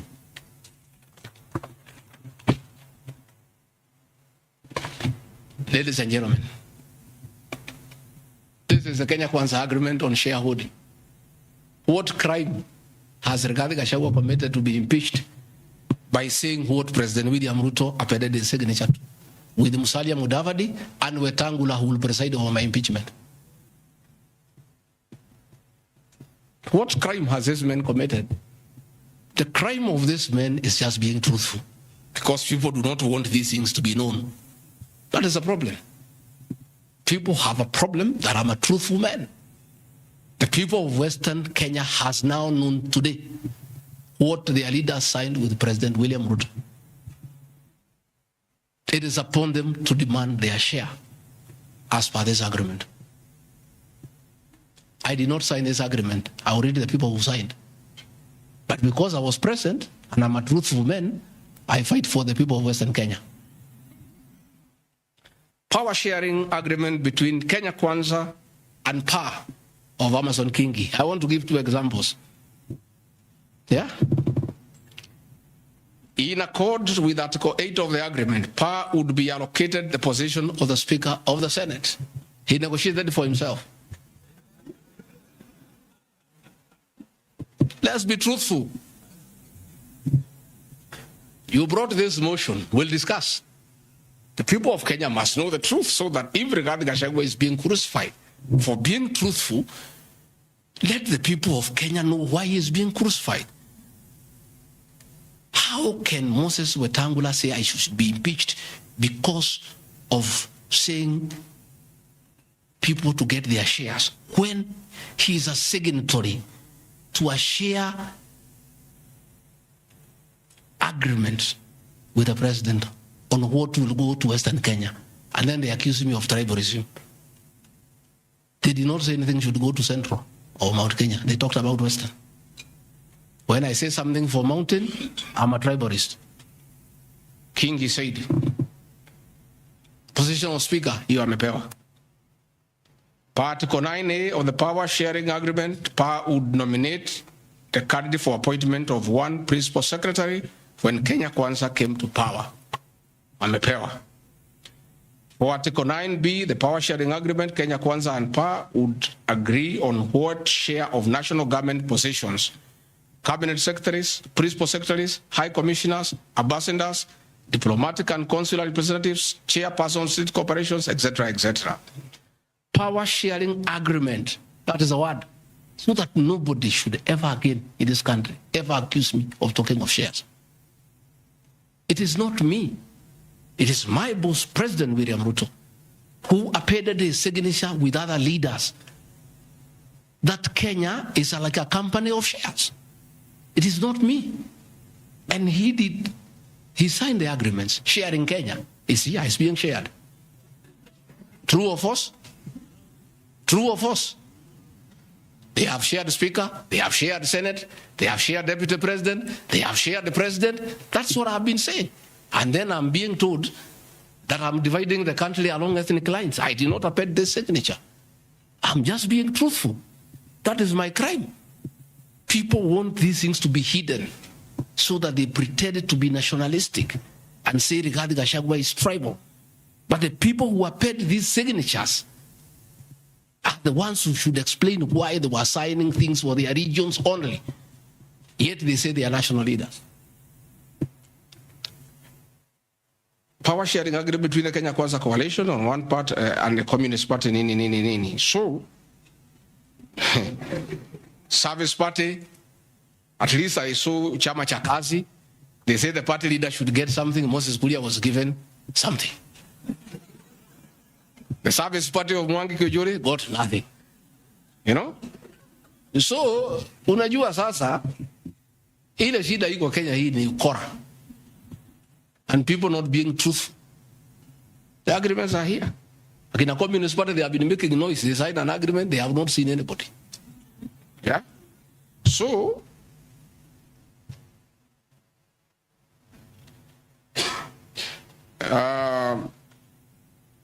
my speeches on the shareholder issue are informed by their aforesaid power sharing covenants, which are founded on law and lessons learned from the well-known disputed 202 NAC power sharing agreement.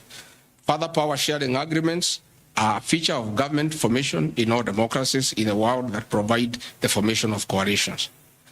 My pronouncements on the issue, properly understood, are not only anchored in law, but entirely harmless and incapable of being construed as a basis for ethnic animosity, a danger to national cohesion, or a threat to national unity. On the contrary, coalition building has been one of the most important innovations since the disputed 2007 elections in ensuring stability, equitable sharing of political power, national cohesion, and fostering of national unity.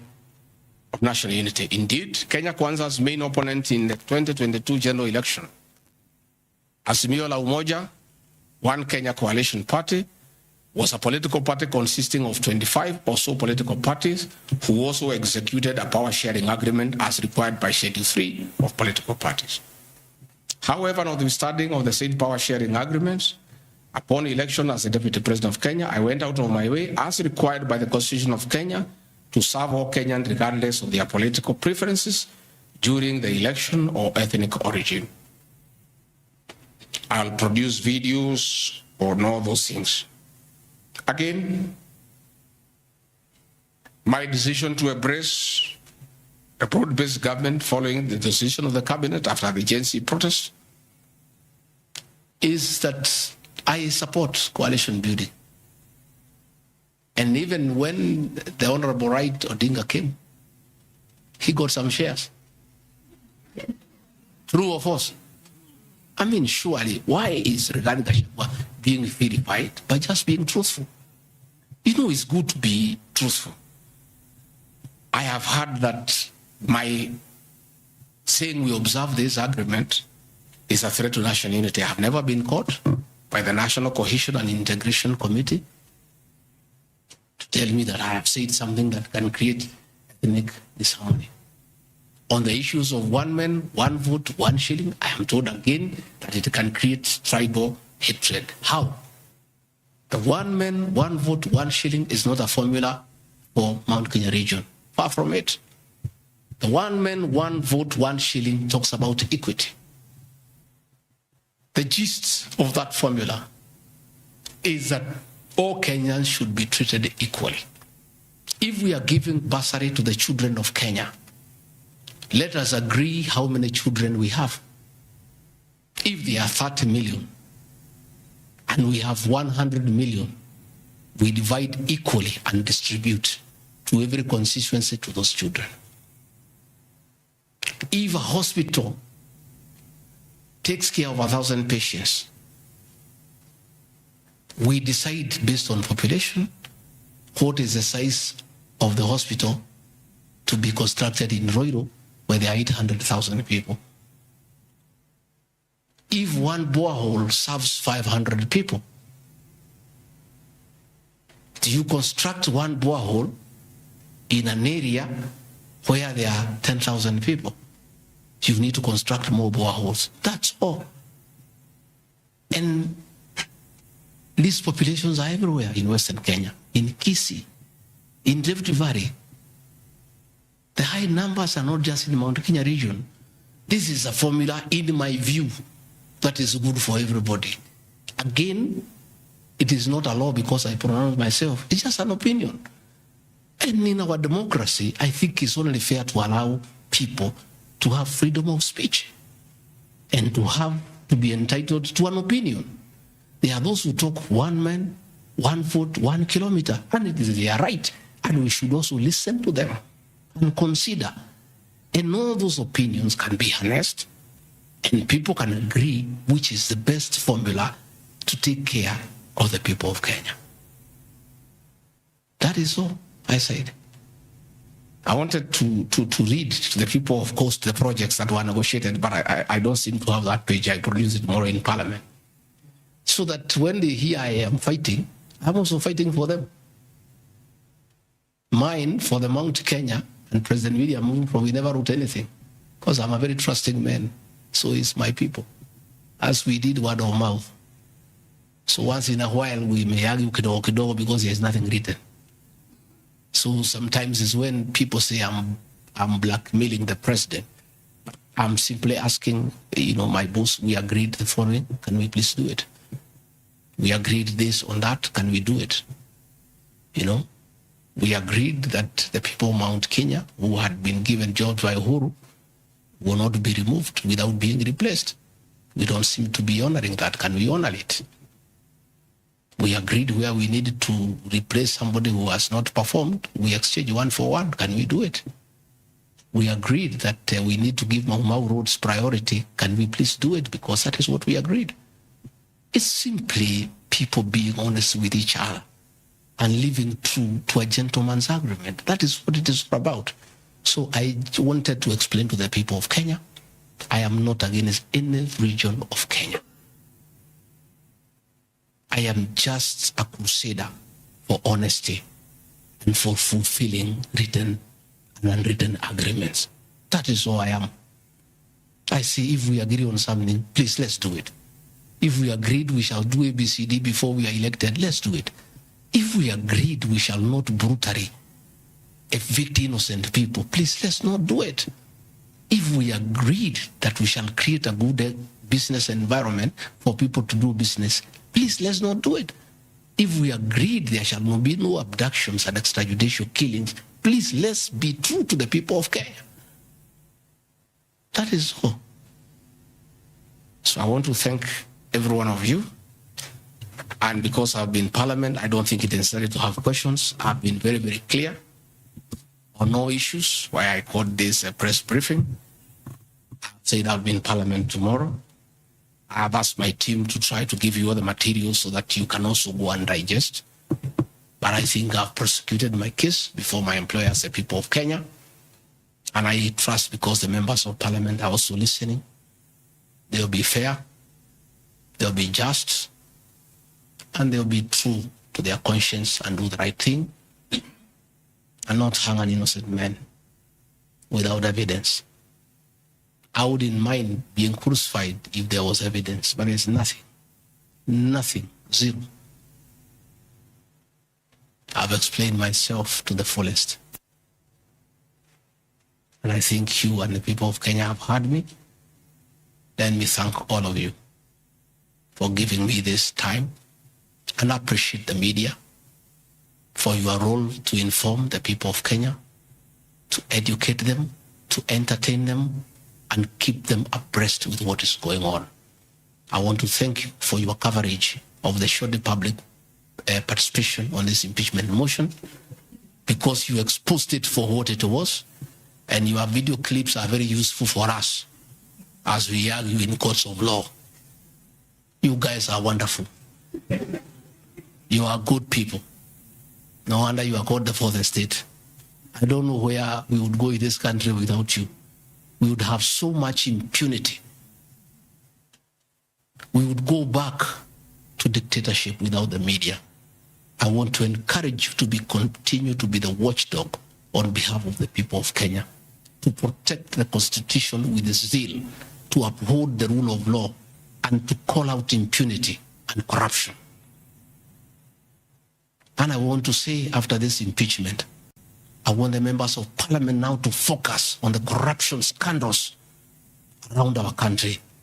The Adani scandal, the issues in public health sector, the glaring theft of public resources. That is what parliament should consider and take time. And that is what the people of Kenya want. And I really want to thank the media for being a very responsible watchdog on behalf of the people of Kenya. Please continue writing. Where Rigathi Gachagua has gone wrong, please write. But always accord me the right of reply. Don't condemn me unheard. And I want to thank you tonight, because you have really written accusations against me. But I am also to blame because I never called you, isn't it? Now that I have called you, I want you to request you. Every accusation, put my answer. Is that not fair? Let the people of Kenya judge. You want to ask questions? Yes. But not outside this. Okay. Your Excellency, thank you. We appreciate you hosting us here. You have said a lot in the last more than nearly 2 hours, so I'll be very brief in relation to what you said. My colleague Sam Gituk hosted you here on the 20th of September, and you said a motion of such magnitude cannot head to Parliament without the sanctioning of the party at the parliamentary group level and without the go-ahead or the green lighting by the President. Has President William Ruto in effect sanctioned that motion now that it's in Parliament? Second, this is in relation to your statement on the 4th of January this year regarding High Court Judge Honorable Esther Maina you have mentioned. You said you accused her of corruption, and you said you'll file a petition, but we never saw you there. You nonetheless said that you have filed a petition. Can you tell the Kenyan people when you have filed that petition? Maybe you can note. This one the same because, Your Excellency, you and President William Ruto hold the ultimate office that must provide answers for the Kenyan people. You therefore are open to accountability, scrutiny, and questions. When you took your oath of office, you told the Kenyan people that the country has empty coffers, that you inherited empty coffers.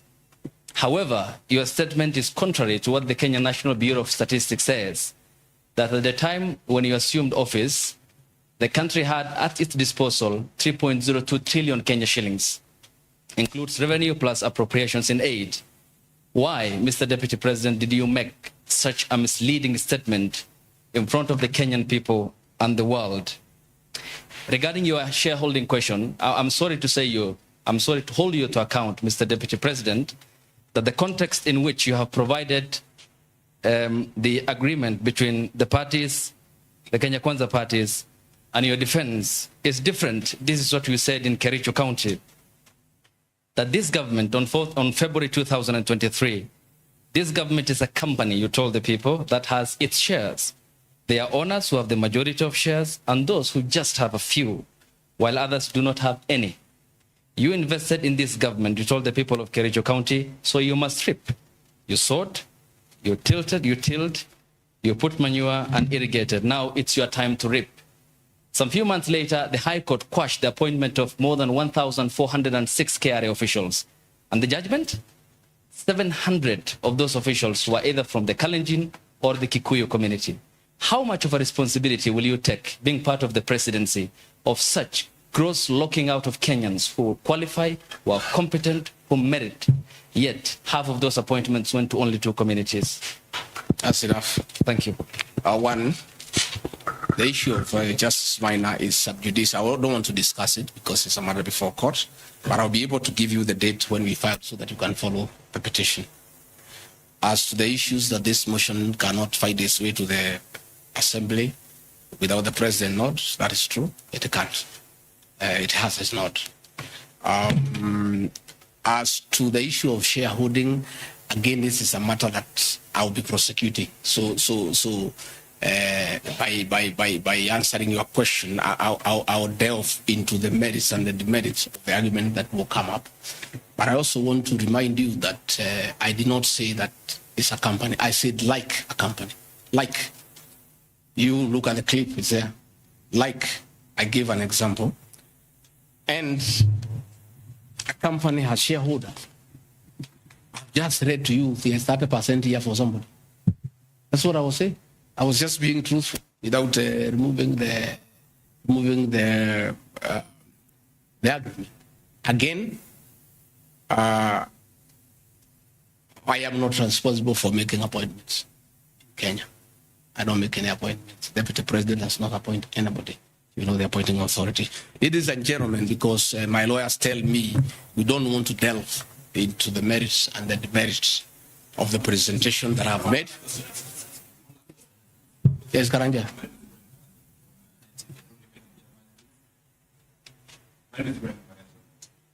NTV. Your Excellency, when you apologized to President Uhuru Kenyatta, you said that the words used then were out of political reasons. That's why you are apologizing. So why should Kenyans believe you today that what you're saying is not for political reasons, for your own immediate benefit? My second question, Your Excellency, what next if this impeachment happens tomorrow?